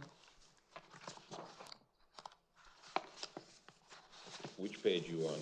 Well, you just said that, didn't you? You? In response to what Tom had asked, you said it's a 5-hour shift from 6 p.m. to 11 p.m. Well, what page are you reading? Oh, the first page, under the first bullet point. The 3rd paragraph. Correct, so that is for the pay per call thing, which is no matter what time of the day. The individuals that are working 5 to 6 p.m. on Friday and Saturday night would not be subject to this pay per call. So there's 2 components. There's the pay per call, which is basically 24/7, 365, except Friday and Saturday nights between 6 and 11 p.m. Okay. All right, so you just proved that Victoria lied to the public when she said that we have a complete volunteer fire force. They're already getting paid some stipend, right? They're getting some money from the township for their service, right? Again, receiving a stipend, that would be correct. All right, thank you, liar. They don't receive money from us. $2 a call, $4 a call. That's not our employees. They're a fire tax fund. It's They're taxpayer not our dollars. employees. Blind donkey, the taxpayers are paying Who's for it. paying these I stipends? would love to see you work for $2 over 5 hours. Jay, who's paying the stipends? Is it the township or somebody else? The same ferries that are taking the trash to the moon? Who's paying the stipend? Continue with I'm your asking Jay a question. The menial public needs points to know. here. Who's Jay, are paying they the our stipend? employees? Are we paying them? Excuse me, don't interrupt me again, please. Don't be so ignorant. Jay, you'll have your opportunity to make a fool of yourself. Blonde dog. Jay, could you answer that? Who's paying the stipend? Who's paying the stipend? Yes. The fire rescue receives the fund and they pay the stipend. Right, so we pay the fund, put the money in the account. Taxpayers. And so the Taxpayers. money's coming from the taxpayers, and they're just doing the payment. They're the processing of they're a payment service, right? Correct. All right, so they're paying it to their people. We give them the money and they're paying it to their people. Thank you for clarifying that. All right, so I pointed out earlier, and I asked this question of the fire chief and the fire president. A few weeks ago, I asked a question, can you give me some response time data? And Jay, you were kind enough to look into that, and you gave me that response time data. So I guess the question to be raised is, when are the highest call volumes that justify this? Are there inordinate numbers of calls between 6 o'clock and 11 o'clock p.m. on a Friday and a Saturday that are greater than any other day of the week? Have we done any analysis of that to justify what they're proposing here? I can answer your question in two ways. The Okay. first thing is they had just switched the software to the new software that most fire companies and fire departments throughout the Commonwealth and throughout the United States are using, which is going to be able to actually do predictions on when staffing is needed. So that information will start to be captured as soon as they put all the modules up, which was probably going to be around January 1st. They're migrating. The second thing is there is less volunteers that come out on Friday and Saturday nights because they're not around. They're out with their family or they're out with their friends. And you do not want someone that might have been out doing, Having a couple beers. having a couple of beers, responding to a fire, because that would be inappropriate. So that's why they're trying to incentivize people to be there Friday and Saturday nights that allow them to have coverage within the township and also get some minor maintenance and repair work and cleanup and maintenance around the station. So if I understand your answer, and I appreciate that, Jay. If I understand your answer, we don't know when the highest call volumes are or when the greatest need is because that software has not been implemented or utilized to create any body of data for us to analyze to know that there's a greater need on Fridays or Saturdays, right? That'd be correct, but the need is because there are less firefighters, volunteers around on Friday and Saturday night because they are. But we don't have, I understand that in theory, there may be less firefighters around, but we don't have any data to show that there are delays in calls, that there aren't enough fire personnel to respond to calls or anything like that. You have no information that supports that. This is all conjecture. This is all thought up, right? We don't have any numbers like what I showed. You gave me the 11.2 minute response time, which I appreciate. I showed to the public the National Firefighter Standards for response times. We don't have anything that reflects that Fridays and Saturdays, they're not getting the job done, correct? No, sir. All right. So that begs the question, if we don't have any information that shows that they don't have the staffing to get the job done, why are we entering into this agreement, and not just this agreement, but increasing it by 50% in some cases, on 100% for less fire service? It makes no sense to me. Like, if there's a need, I'm all for it, and I appreciate the volunteer work that the fire services people do tremendously. And she'll say that I don't, and that I want to like weaponize or be adversaries or go to war with them and everything else. That's not what I'm doing here. What I'm doing is I'm responsible for the taxpayer dollars as an elected member of this council, and I want to make sure that we're spending good money for a good reason, and I don't see a good reason because there's no information in front of me that says that we have a problem. You're throwing money at a problem that doesn't exist. It doesn't make any sense. And I guess the question is, Jay, do we know who will be eligible to participate in this program, or who will decide who is eligible? It's based on, they put it out, the list out, and I believe you have to be at least a firefighter 1 or firefighter 2. Okay, but say they get 17 guys that come in and they got 4 guys that they need to fill this because of this incentive program. Who's going to make that determination of which of the 4 of the 17 guys are going to be the ones to do this? Assume it's an officer. Okay, so now this leads to a patronage system. So now you've got favoritism. So there are certain individuals who may be more favored than others to partake in this system to the detriment I think that creates a morale problem for the fire services. They talk about volunteerism. I don't understand, there's nothing in here that tells how this is going to be fairly assigned and allocated among the various volunteers. And if there are certain volunteers that are being favored over others, I could see volunteer numbers dropping because they don't want to be part of a system like that. And that's a problem. I think, there's been great volunteerism since the consolidation of the fire departments. Tom and I were instrumental in helping to make that happen, and I appreciate the fire services doing that and getting it done finally. But I'm concerned that certain actions that may take place are going to destroy that momentum that they have. Jake, on the second page of your document, at the bottom, it says, "The process ensures accountability, accurate record keeping, and a consistent schedule for dispersing payments." What mechanism is in place to ensure the accountability and the accurate record keeping for this? Is it we're entrusting Lower Saucon Fire Rescue to do that, or is there some other means to follow how this is being administered and who's getting paid?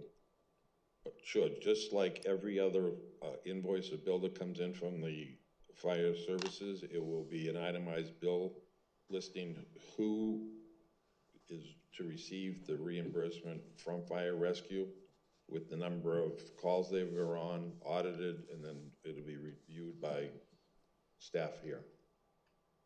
Okay, but who makes sure that the bill is accurate? Like, I could send you a bill, but you don't know what I did to get that. Like, is there any other means? Is there going to be any sort of time card entry that they're required to complete? Like, you have employees that work for the township that need to, like... Procedural statement. They need to, like, punch in and punch out on their time, right? They're paid hourly? You would have the, for the paper calls, you could actually map it back to the Northampton County dispatch log that we get. Well, that's different though, Jay. That's a call where they're actually on a fire truck and you know who's going out on the call. But if they're getting paid this to sit in a fire station, right? Like, who do we know is there and actually doing the work? We don't. We're right. We don't have any way to validate what's being submitted to the township in the form of a bill. Well, I would suspect that if someone's name is being put on the... I'm not asking you to guess here, Jay. I can't guess, but I can theorize. Yeah, but again, there's no mechanism in place to guarantee that the bill we're getting actually matches up with the work that's being submitted to us, right? Like let's say, for example, a police officer is working for the township, right? Police officers, and I'm not putting in my spot here, they do a great job, but when they show up to work, right, they need to clock in. If they're working overtime, that's also accounted for. There's a system in place that assures that they're putting their time in, and I'm not suggesting that they got body cameras and other stuff, but there's a system in place to assure that the work that they're doing is accurate. I'm not suggesting that they're not, but I'm asking, like, we're creating a system here to essentially formulate the first step to a paid fire force, right? And if we're gonna have a paid fire force, why aren't there measures in place to assure that the work that we're getting billed for and being expected to pay for is actually true? You may not have an answer to it. I think it's just a question for the public, and that's a valid question. I don't understand the need, and I don't understand how this is going to be accounted for, and I'm concerned that it's, are they volunteers or are they paid? Because Victoria's yelling that they're volunteers, and we're creating a war. $100,000. And there's such volunteers that they're going to get paid $100,000 on top of the taxpayers paying for everything else. Their training, their equipment. They deserve to have good training and good equipment to do the job, but like, it just can't be an open checkbook. And that's what I'm concerned about here, is we have an open checkbook and that whatever is asked for is given without any sort of scrutiny or thought. There's no thoughtfulness in any of this. You know what funding they wouldn't take? If the township funded cameras inside the volunteer fire stations, they would reject that funding. Yeah. They would reject that funding immediately. That's all I have. Thank you. Okay. Do you want to go next, Priscilla? Okay. I just want to say that thank you again for the work in this document and thank the committee. This is a state problem. I mean, I go to the PSATS conferences and go for educational lectures on the need for helping out our volunteer fire company and paying them this little increment, whatever, it's being done throughout the state. And so I just think that we have to start somewhere, and this is a good start. We have, I really thank the fire company, and plan strengthens volunteer firefighters participating and the reliability by raising the PPC call rates and the weekend stipend payments while maintaining fiscal responsibility. So I think that I support the document. Okay. Victoria? Yeah, just a couple points for clarification. So in order for, there's the two components, as you heard. One is a pay-per-call for responding to emergencies, and the other one is to provide some assured staffing for Friday and Saturday evenings. The pay-per-call, in order to qualify for a pay-per-call, any given volunteer would have to first run at least 10% of the calls to qualify for the program. So they don't get paid their first call or their second call. They get paid something once they've at least done 10%. The payments are done quarterly, and as Jay indicated, the fire company would have to submit what's done, because they're going to do the audit every quarter. And then at that time, our staff would review it and then supply the funding. To suggest that there's some open check or that members are getting $100,000, I think is extremely misleading. He wants you to think that we're paying people $100,000 to respond to calls. No, we're not paying people $100,000 to respond to calls. What's happening is if somebody responds to a call, the call could be 1 hour, 4 hours, 5 hours. They get paid for firefighter one, which is the most it's the minimum that somebody would have to be is $8. $8. So I want to know which one of you are going to volunteer to be in the Lower Saucon Fire Rescue and get paid $8. 100K. So again, here we go, another attempt to try and trick you into thinking you're spending all of this money when in fact you're giving a proposal to pay somebody $8 to fight your fire at your house. I want to know where I can hire a firefighter for $8 over a 5-hour period, considering the minimum wage is what, $7.25 an hour? It's $100. So it makes no sense for them to say this other than to cause confusion and fear in the community. So I want to highlight that component. The other argument I heard this evening was that when on Friday and Saturdays, they want to see the statistics to see why we would need staffing on Fridays and Saturdays. Forget the fact that we don't want people having to stay home every Friday and Saturday just to respond to a fire call, because that's what happens right now. And I think, Jay, in the last Fire Services Executive Committee, we in fact talked about how that staffing on Friday and Saturday is going. Do you remember, I don't remember if it was Scott or Ty that identified that they had trouble even getting guys to cover the Friday and Saturday? Correct. For some of the evenings that they have tried this? They're not being able to cover it, so they don't have a battle of That's what they said. 17 Yeah. guys Yeah. fighting for the position. So to It's suggest so that we bad, have they people won't even lined come up to this meeting and explain it. to get paid, what is it, $50 over a 5-hour, $50 stipend for 5 hours of time at the fire station. We have, they want you to believe that we have people knocking down the doors to go do that we're giving away money. Never mind, there is actually a budget that we approve every year that follows through with what they propose. Again, our agreement that we agreed to allows us to actually see what they are proposing, run it through the budget process, and see what we're able to supply. So I'm in full support of this. I think it provides the right balance of having an actual pay-per-call procedure and process by which we would assess kids' how Halloween. they're dispersing funding. But again, to argue that we have employees and that we're paying people, I want to know who in the audience here is going to raise their hand and get paid $8 to work on a 4-hour fire call in the rain in the middle of the night when 2 cars have crashed on 378 or 22 or 78.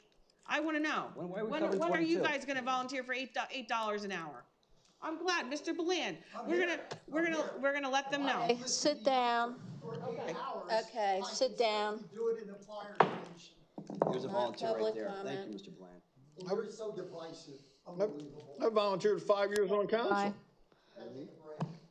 Miss Jay, can you just note for the record, we can provide Mr. Belan's name as a new volunteer for fire rescue? There you go. Yeah. We'll have him sign up. Good, have him sign up. Go through the training. Treat him fairly. Sure. Probably discriminate against him because he doesn't have your political views. Are you done, Victoria? I'm done. Okay, and I will That was just make a couple points of It's enlightening, blonde donkey. how are we keeping track of what they do? We won't know till the end of the year. We do review the financial information every month at our executive committee meeting. So we see it's public, yes, and we see what's coming in and what's going out every single month. Yeah. Yeah, the favoritism problem of who gets to work these extra shifts, they have not seen that many people come forward to volunteer, because you have to remember most of the firefighters work full-time jobs and Some at the township. Monday through Friday type jobs, so they look forward Some to at the their township. weekends. So they, Yeah. you know, it is something extra for them to, you know, they look forward to some time off at the weekend. So it is a good incentive, and we're hoping it helps. And the $100,000 number that was repeated 100 times over here, saying that volunteers are getting $100,000 is not accurate. The maximum any one volunteer firefighter could get would be $10,000 per year, and that would be so that they are not considered an employee. They would have to work an awful lot of Friday and Saturday shifts and respond to hundreds and hundreds of calls to max out that amount. So that is the maximum amount that a person could get, possibly $10,000, not $100,000. 100K. So stop the lies. That's how much Jay said. And this was 100K. just informational and Don't call Jay a liar. discussion. He's right there Don't next to believe you. we had no Apologize to Jay. action that we needed to take on this. Nice. Next item will be 5D, Lower Saucon Township pension plans. The January 1st, 2025 actuarial evaluation and Act 205 reporting form has been received by the township. Again, this is just an informational item. I don't know if anything needs to be added. A comment, Jay? You go No first. comments? Okay, so this is just to acknowledge receipt of this. We'll move on to 5E, the RFP for a 2025 audit. The township does engage an outside auditing firm to conduct the annual audit as required. We've prepared an RFP to send out to various auditing firms to obtain proposals, which will be brought back to council for approval. So I'll make a motion to authorize staff to send RFPs for auditing services. Can I have a second? I'll second. Now, I got a question. Jay, with your vast experience in municipal government, when you hire a finance director that worked for the auditing firm that you've used for a couple years, is there any conflict, you think, if we were to go with them again for at least like this first year, because the person was a prior employee? I mean, I don't know. I'm asking. I'm asking. I have never hired a employee from the accounting firm that audited the township I was be in, but I wouldn't suspect there would be any conflict because that person would not have any, they'd just be supplying, in the role here would be supplying the information that the audited company would then validate and present under generally accepted accounting principles.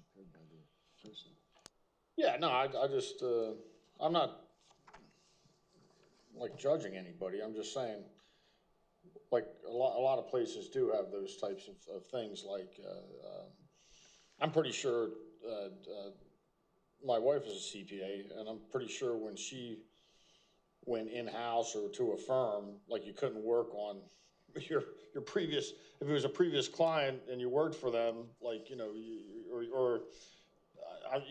if you worked in-house somewhere, then you went to the auditing firm and they were a client, you couldn't work on that engagement for like a year or two or something like that. There was some period that you had to sit out working for that particular client because you'd be in a sense auditing your colleagues and your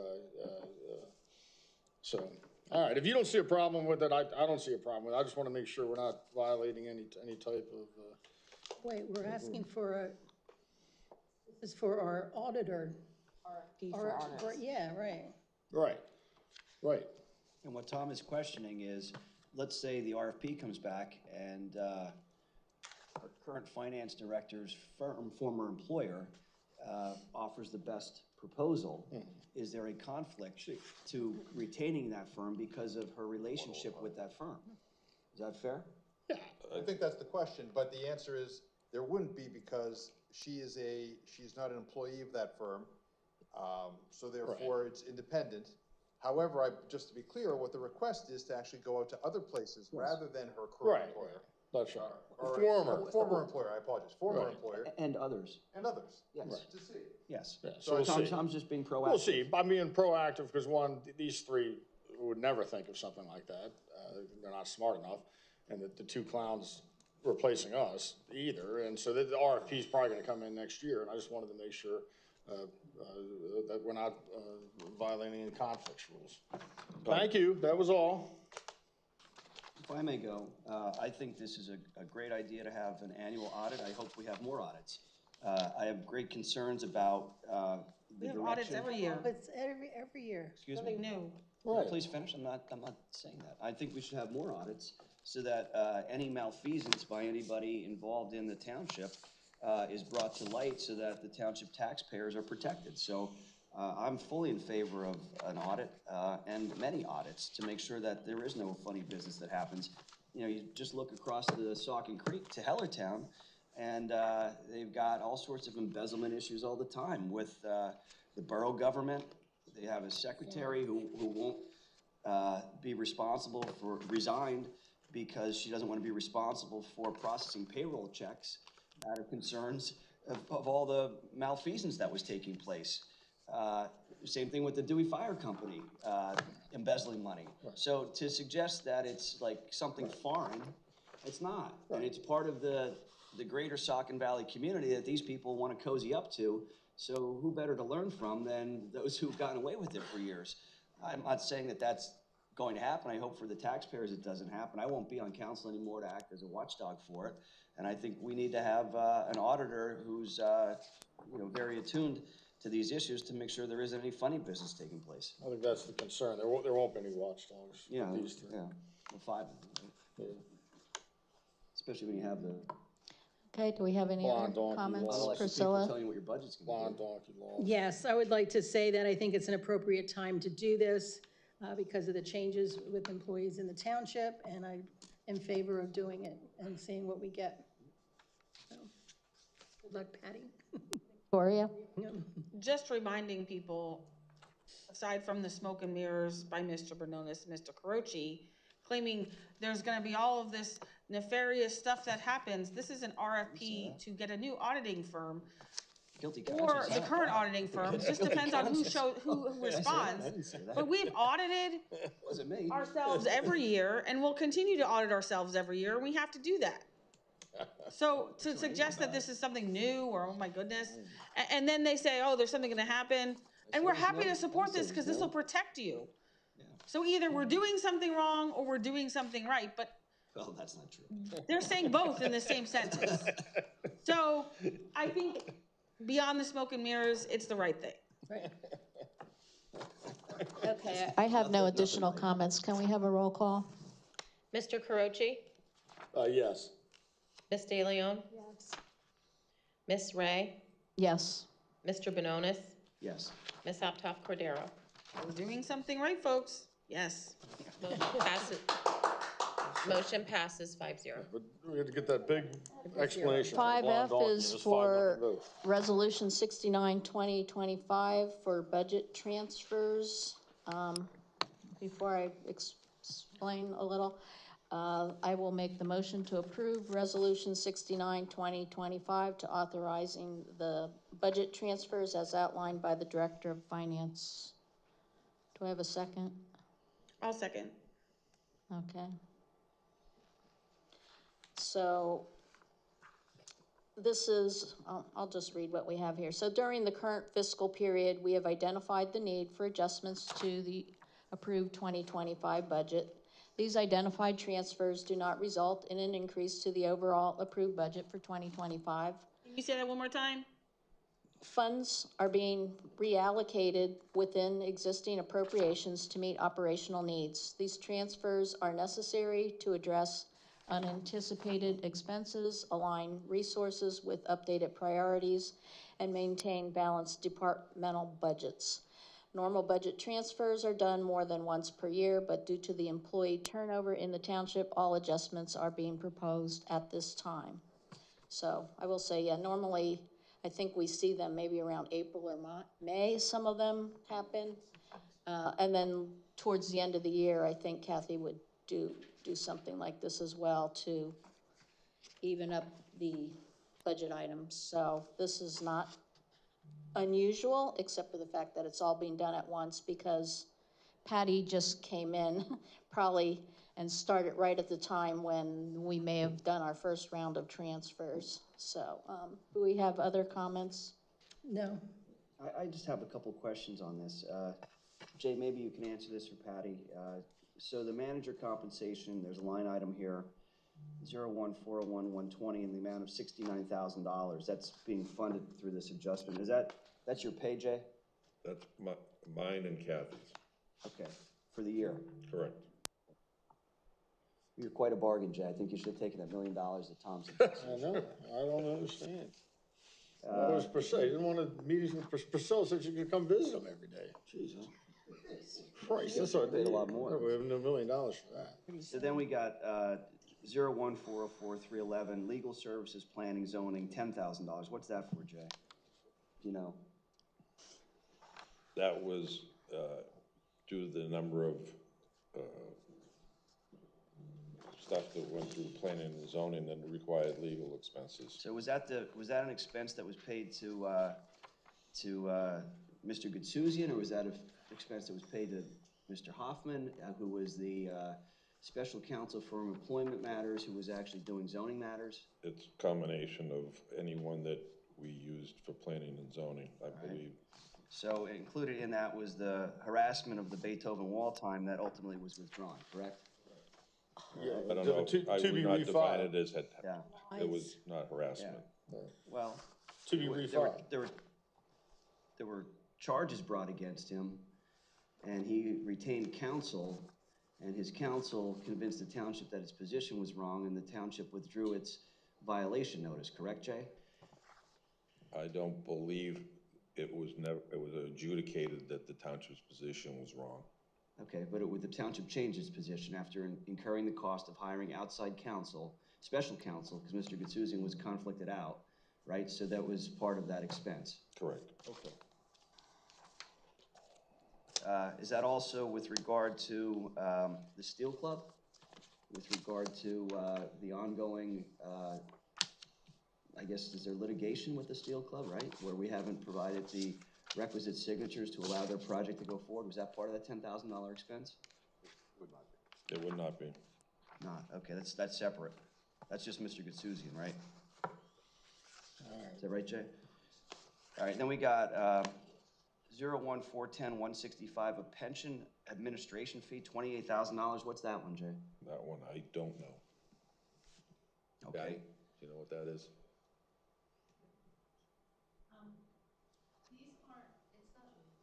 You'll have to come to the the podium, I microphone. guess. I'm sorry to Just put you on the sit spot, Patty, thank you. That just seems like a big number for an administration fee. It's on, okay. Those aren't totals in the account, that's what we need to increase the account by Yeah. to But close why- out the year. I understand, but why is it up? Why is it $28,000 higher? Like, that seems like a lot of money for an Well, administration fee. well, it gets divided by the different departments, and that's like the last one that we put it in. And it also, I believe that the fees are kind of calculated on the total money in the pension accounts. Okay, So as the pensions grow, like if you have a good profit for the year, you a know, percentage of it, yeah. it's gonna be a higher percentage. Okay, So I thank think you. that's why it's going up. Thanks a lot. And then we got J 01430-250, traffic sign M/R 45,000. Does that include the sign on the rail trail that keeps getting vandalized that I suggested that we take down, and then I was accused of being anti-Semitic? No, No, that's that's not a actually traffic sign. precautionary because that amount, we had to pay out, and I wasn't here at the time, but there was an incident on 378 that we're still awaiting reimbursement. We're going back and forth with the insurance company, but right now, that line item looks like it's overexpended, so that's why I transferred it. The traffic signal. The traffic Oh, signal. the signal was taken out in an accident or something We like have that. 378 on the southeast side. And we're waiting for Isn't reimbursement that a from the state road insurance though? Why company. wouldn't PennDOT take care of that? That's a good question. The PennDOT guy left, but municipalities are responsible for the traffic signals on state roads. Really? And now, Learn something new now every they're day. pushing the stormwater maintenance and crosswalks and all that stuff back to the local municipalities. So they really don't, they own the road, but you have no control over it, you pay Yeah, for it all. PennDOT really doesn't want anything to do with their roads. But are we asking why aren't we asking the insurance company for the faulty driver to pay for the light? Well, they are, I think. We are, we're waiting for reimbursement from the insurance Substation's company. pending. All right, So next year will probably go the opposite way in this. All right. But All right, that's all I have. Thank you very much. I'm good. I don't have any comment on this. Budget was illegal because we had too much. Victoria, do you have any So we voted comments no. on this? It was an illegal budget. Thank you, Patty, for doing the hard work for this. I appreciate it. Priscilla? Just again, thank you too. Been a tough year, but we're almost at the end. Closer to the end for you, Priscilla. Closer to the end. May get better. Two terms, Priscilla. I also thank you, Patty, for getting this all together. I have no additional comment. Can we have a roll call, please? Ms. De Leon, Yes. Ms. Ray, Yes. Mr. Benonis, No. Ms. Aptoff Cordero, Yes. Carochi. No. Motion passes 3-2. Okay. Next is 5G, discussion and approval of Resolution 70, 2025 for statewide local share account funding grant. Staff is requesting approval of draft Resolution 70, 2025 to submit a grant to the Commonwealth Finance Authority from the statewide local gaming funds for P25 compliant radios for the Police Department, Public Works Department, and Lower Saucon Fire Rescue. So I will make the motion to approve Resolution 70, 2025 to authorize staff to submit a grant to the Commonwealth Finance Authority for P25 compliant radios in the amount of $678,338.66. Can I have a second? I'll second. Jay, I just have a question. I understand police and Lower Saucon Fire Rescue need radios. The Public Works, they need radios, cell phones can't suffice? well, the radios are used to talk to the 911 center, and in instances, the 911 center communicates directly to Public Works via their radio system. For like a tree down or something? Tree down, need to close roads, that type of thing. Contact them during snow plowing operations. Now, is that still counted as a Lower Saucon Fire and Rescue statistic call when they call No. Public Works? No. Are we sure? Absolutely positive. Are we sure, Jay? Yes, sir. All right, I'll take your word for it, because you're a good man. Do we have any other comments? Just a reminder to staff to reach out to our local state representatives for support. Hopefully, they will We received 2 out of the 3 support letters. Two out of the 3, who are we missing? Representative Freeman, and I will have it tomorrow. Okay.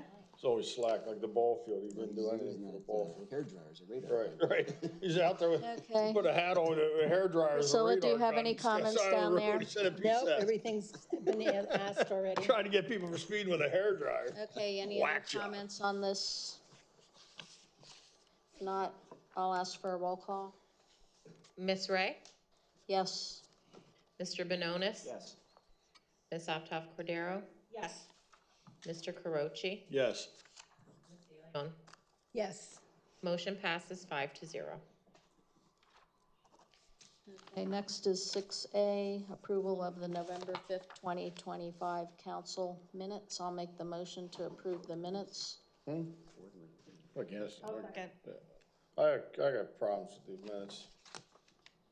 Line 35, page 13, I said Mr. Hoffman, not Mr. Kaufman. There's nowhere in here, this is again, either completely inaccurate. Priscilla You want said, him to go slower? Priscilla said she didn't vote Get it, for, okay. Priscilla clearly said she didn't vote for, the $20,000 engineering for water for the ball field because, the players laughed when I said Lost Ray only had a 3rd grade reading level. She said that, audible to everybody. That's why she didn't vote for it. And it's nowhere in the minutes. I also requested the memo, Jay. Here's the interaction, and again, nowhere to be found. These aren't Here. word for word verbatim Here, minutes. Page 13 of 18 again. 13 of 80, it starts with, Tyler Mitchell said, council was supplied with a memo from our conflict solicitor regarding the recent violation notice that was rescinded. This is the Waldheim one. Mr. Croce said he didn't get the memo. Ms. De Leon said she didn't get the memo. Mr. Mitch said that the memo was not provided. I requested the memo. Nowhere in here is my request, and I still haven't gotten the memo. I don't know what they're hiding, but they're hiding. Why haven't we gotten the memo, Jay? Right. Yeah, although I don't know what the memo is or what it is or what it isn't, if there was a communication between the solicitor handling the case and the zoning officer prior to litigation, that would remain at that point within those individuals. Well, he said he was gonna supply it to us. I guess not. What's that? I don't know. I mean, I don't know why it's confidential. I mean, is there- Litigation, it's is there- potential is- for Do we have litigation. something from the solicitor saying it was confidential?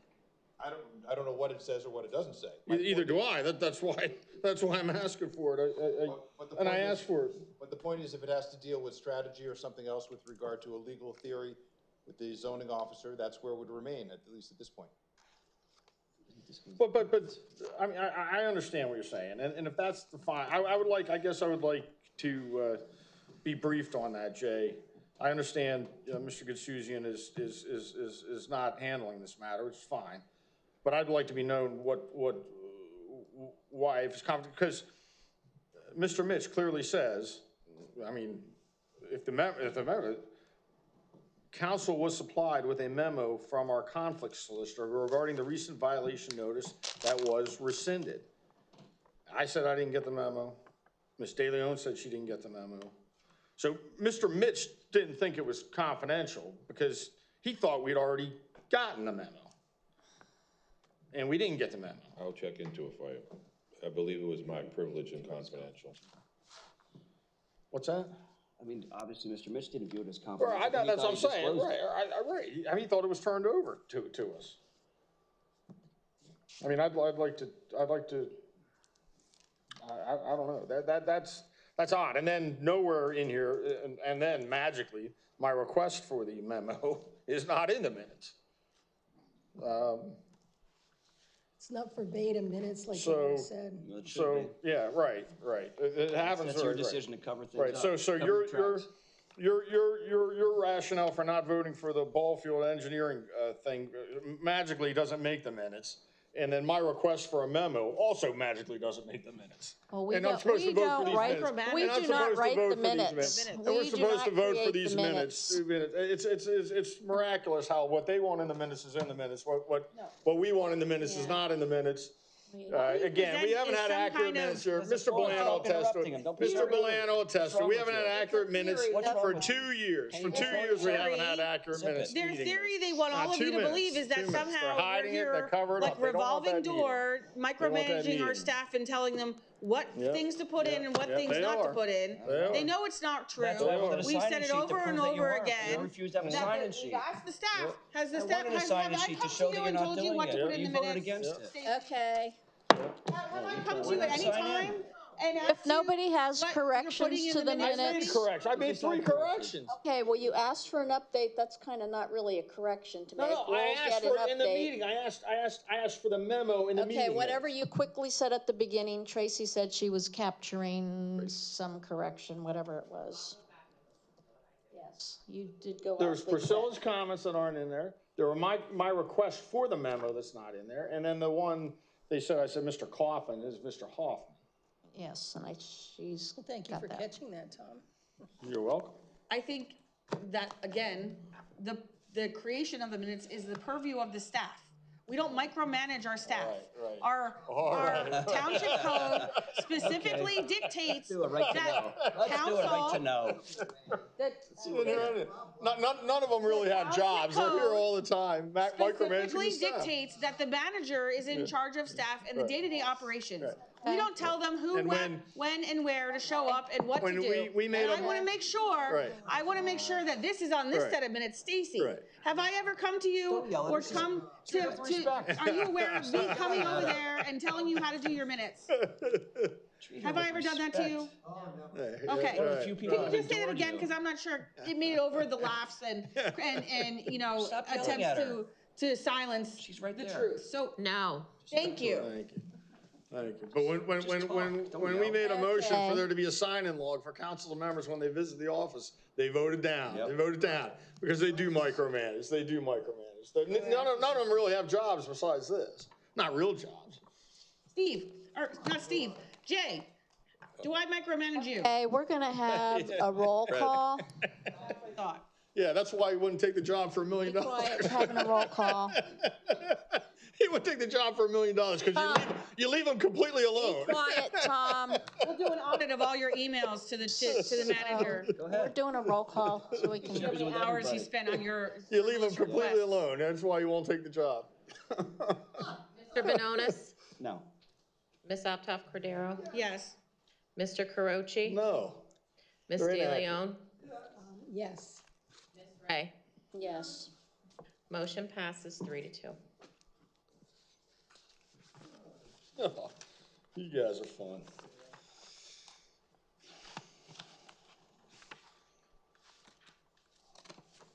Okay, 6B is approval of the October 2025 financial reports. I will make the motion to approve the October 2025 financial reports. Can I have a second? Update action. I do have an update. Okay. Any comments on the report? Okay, hearing none, can we have a roll call? Ms. Optoff Cordero, Yes. Mr. Carochi, Yes, Ms. De Leon, Yes. it's the finance. Ms. Ray, Yes. Mr. Benonis. Oh, okay. No. Passes 4-1.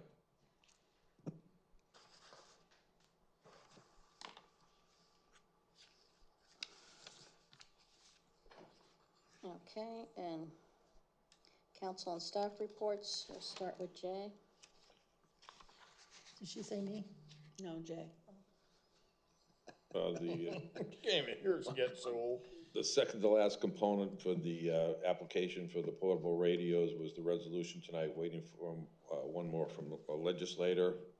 Following up with Mrs. Pollock, who was here at the last meeting. She did drop off some paperwork that identified the landfill parent company as a Canadian operation. She just wanted me to be aware. I think that's what she was trying to get across during public comment. I believe it was the last meeting. There's really no action on the township staff, but I did send her a letter that companies operating in the United States from foreign soils or U.S. companies operating in foreign soils is not uncommon. The example I used here, if you drive down just about any street in the Northeast, TD Bank, whose ultimate parent is what bank holding company? I believe it's in. Saturday's the last day for the compost center. It's open 9 a.m. to 1 p.m. Police department's continuing their police car food drive, spaghettis, raviolis, those type of items can be dropped off either at the police department, the township building, or the authority. Excuse me, tomorrow's the last day. Non-perishable, Uncooked. non-perishable? Perishable. Thank you. I could see Priscilla bringing a tray of pasta. I don't think Lost knows what non-perishable means. The police department's also partnering again. Oh, yes. She's perishable. Beyond her expiration date. Beyond her expiration.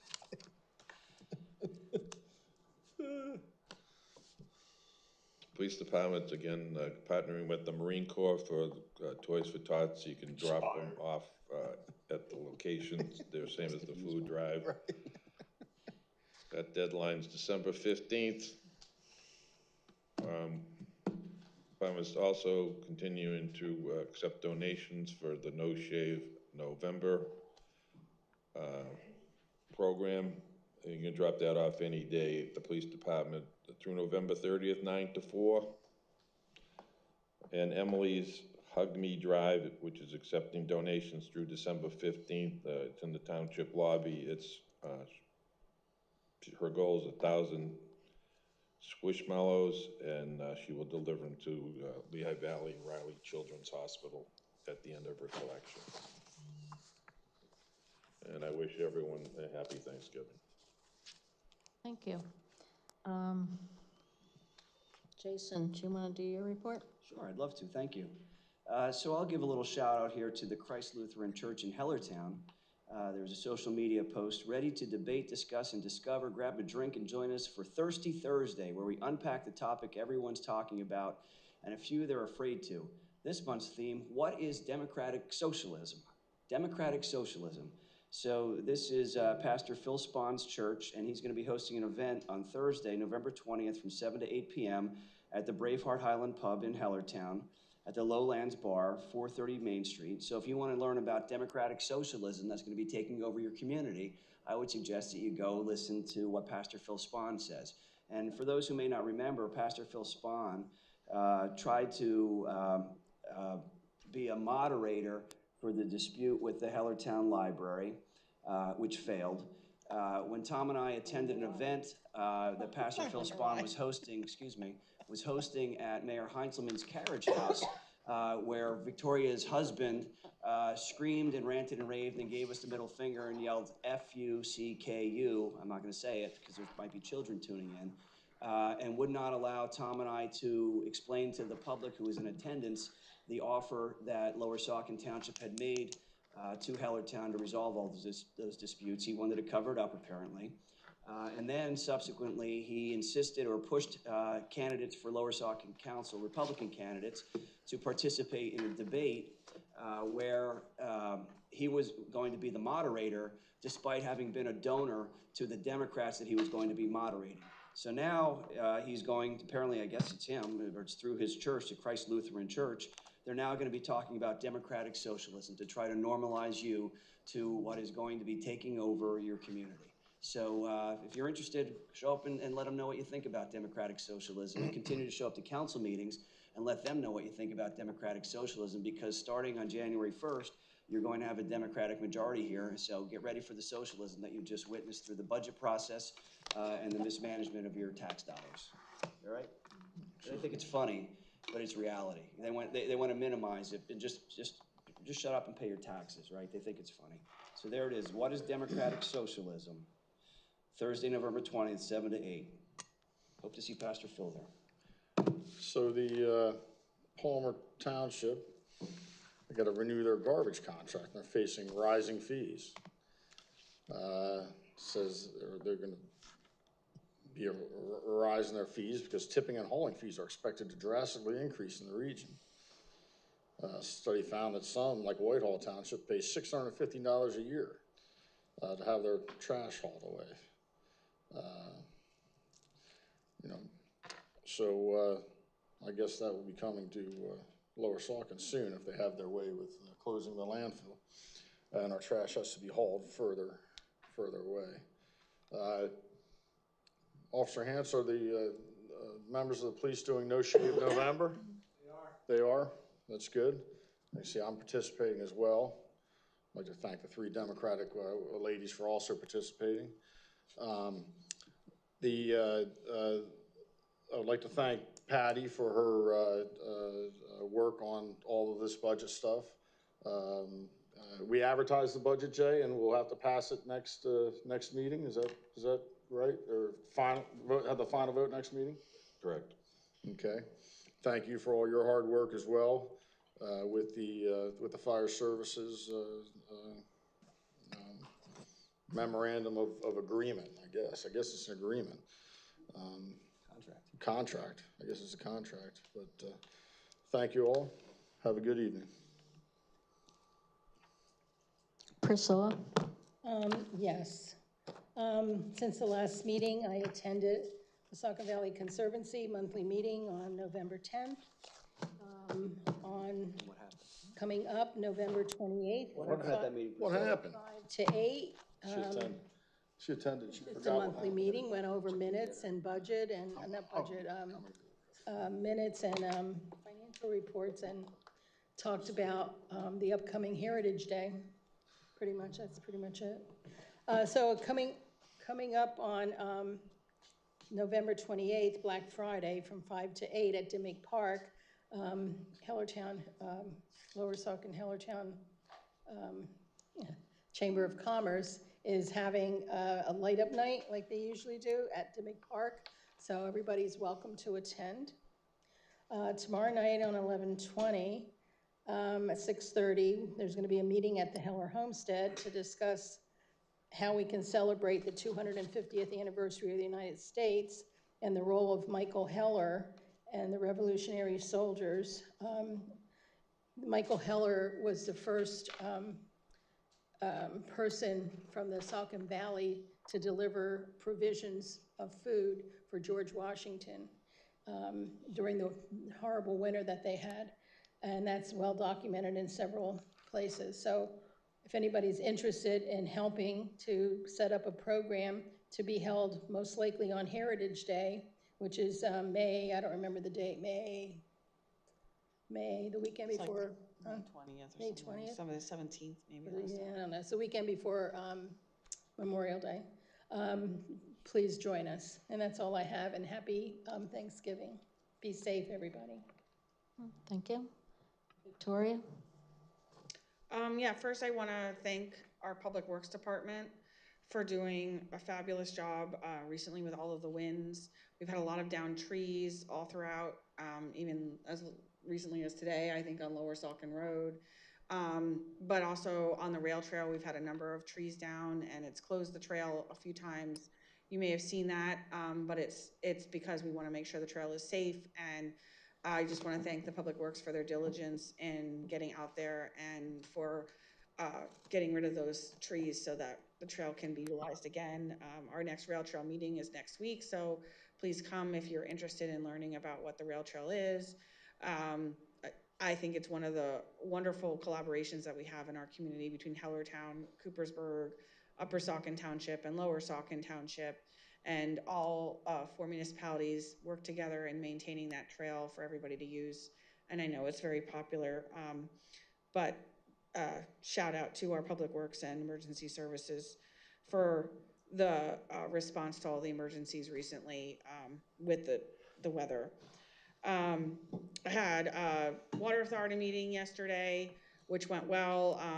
It looks like we're gonna be holding steady on our rates, but please feel free to come to a Water Authority meeting to learn more. The pumping station project looks to be on track, and they're still shooting for December to have that completed. That's all I have, thank you. Okay.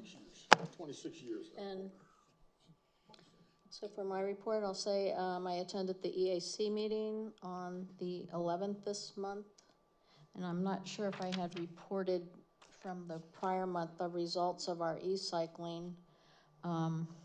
So we just learned within the last day or two that we received the Northampton County reimbursement of $3,000 towards the e-cycling program.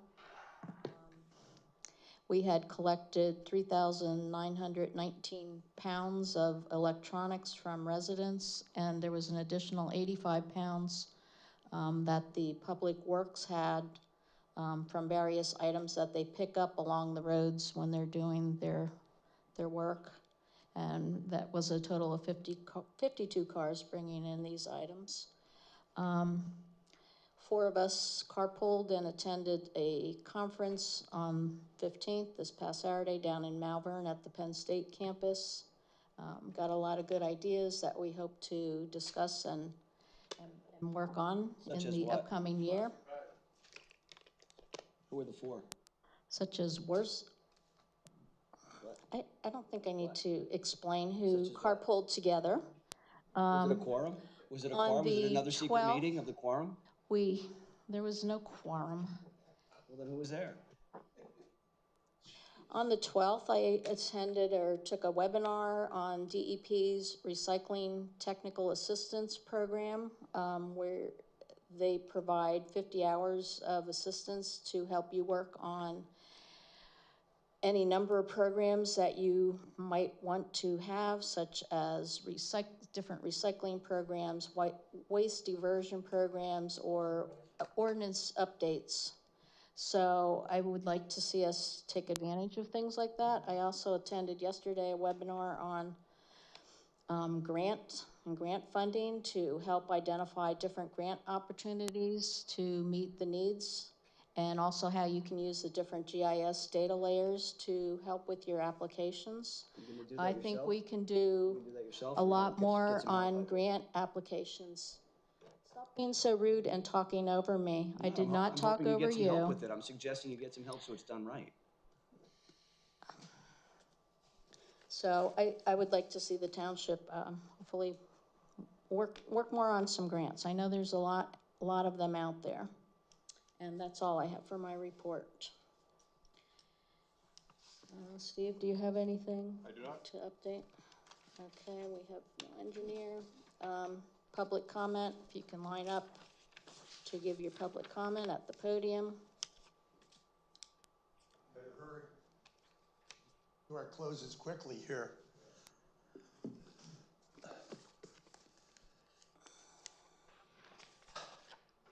All right, first off, I want to thank Jay. Jay, you're spectacular. I know sometimes you get hammered, but you know it all, honest to Pete. 69,000, it should be double that. The bottom line is, in terms of many other things I don't agree with, but anyhow. Mini Mandanis, okay, that's what it sounds like this pastor over this church is pushing. I don't agree with that at all. The financial reporting, thank you to Patty and Stacy, okay? I understand you've reformatted that in such a fashion that it click and go. And most of you will never know because you don't read the reports, okay? But I do. Promising somebody 100% of nothing is nothing. So, VOC, You endlessly create fear. You create confusion and conflict at this council. It's you that does it. And you point it out rapidly and you ascribe it to others. That's wrong. What's this memorandum of agreement? Anybody in the world knows what a memo is, M-O-I, M-O-U, okay, an agreement. One's a legal contract, and the other one is just an understanding between two parties how they perhaps would proceed with an agreement. So please get that straight. And who writes these things? I would like very much to see who's on the list of who writes these agreements or has seen them, and does the attorney, Mr. Gudouzian, who got, what was the budget number, Patty? 250,000 legal dollar fees? And he doesn't read this thing, and we spend hours on this atrocious piece of work. And yes, I've seen him, I've been in business. How can we get these things straightened out? And this thing about not having audits, please, Hellertown Police, 2 chiefs, long gone in the jail, right? Because people were too scared to ask what's going on, all right?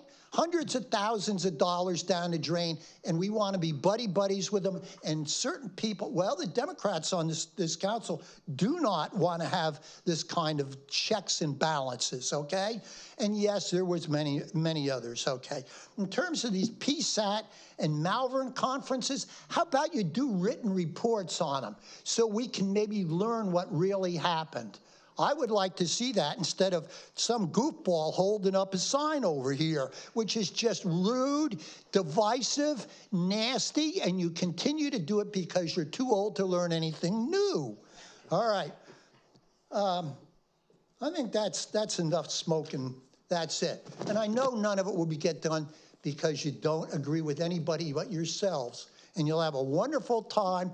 I look forward to seeing these meetings with a majority going at least 10 minutes. Do you approve A to Z? Yep. Okay, meeting's over. Taxpayers, No, we're still buck in up. public comment. I'm sorry, you said what? Can you sit You're down? We're still engaging in me? public comment. Oh, good, good. I'm sorry. You don't adjourn the meeting. You don't run the meeting. Oh my God, he just said I'm ugly. You are like the president. You just did. Okay, Diane Hollowell. First, I have to say I have the utmost respect to the few taxpayers who do attend these meetings and stay to the very end to give public comment. I might not agree with what they have to say, but I do appreciate their willingness to stay to the end and have concerns on what is going in our township. I am hoping that come January, more of these seats will be filled because taxpayers will be witnessing a productive meeting instead of a clown show filled with personal insults.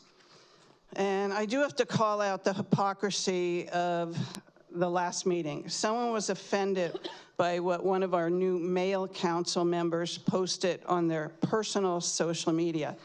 I can only assume they were also offended by what our present 2 male council members said to the female council members on. So I just want to refresh their minds. Words like, go to hell, you fat ass, go fuck yourself, dumbass. I'm sure hoping that that is in the minutes. And I guess they're taking after the president with his quiet piggy. I'd like to say I only assume they are also appalled by that language.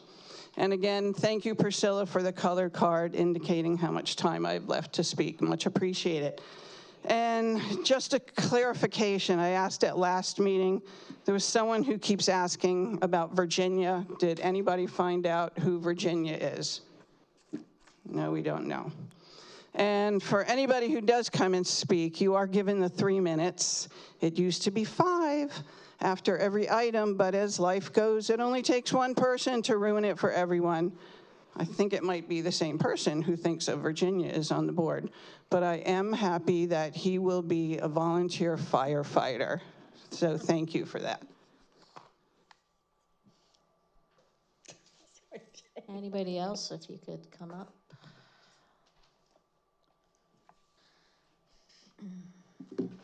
Anne Marie Slavic, Lower Saucon Township.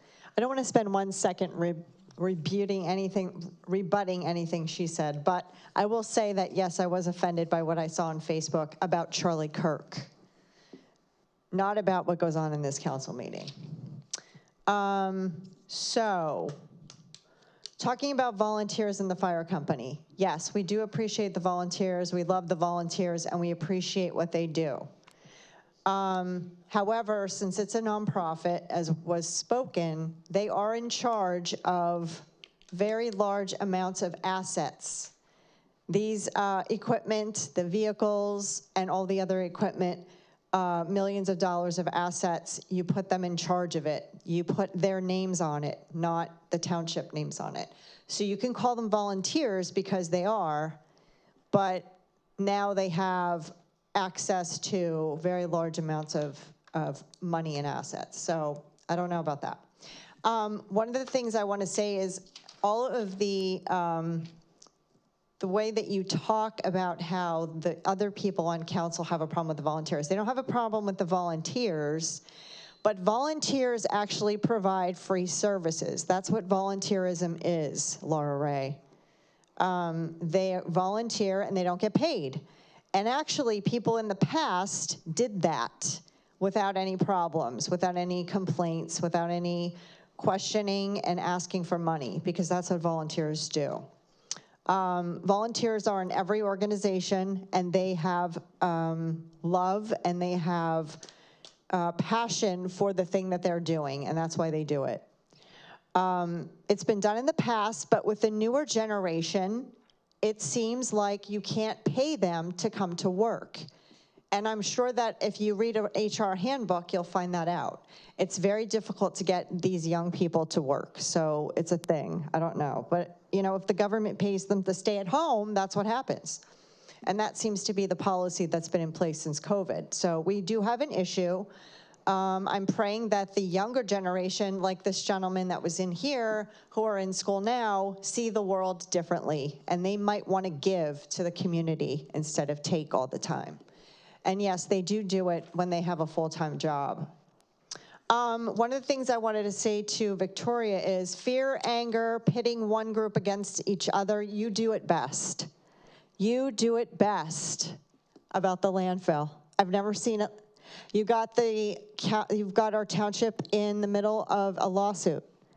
And the people on this side of the township really don't appreciate that if you talk to them and their voters. Also, I just want to make a comment. Yeah, democratic socialism is coming to a community near you. That's why we mentioned federal and national issues here, and I've been criticized for doing that, but welcome, because it's here. It's been here, and it will stay here, and now we have 2 new council members that are going to be involved in it as well. And I'm sure that you'll be pushing that along with everybody else.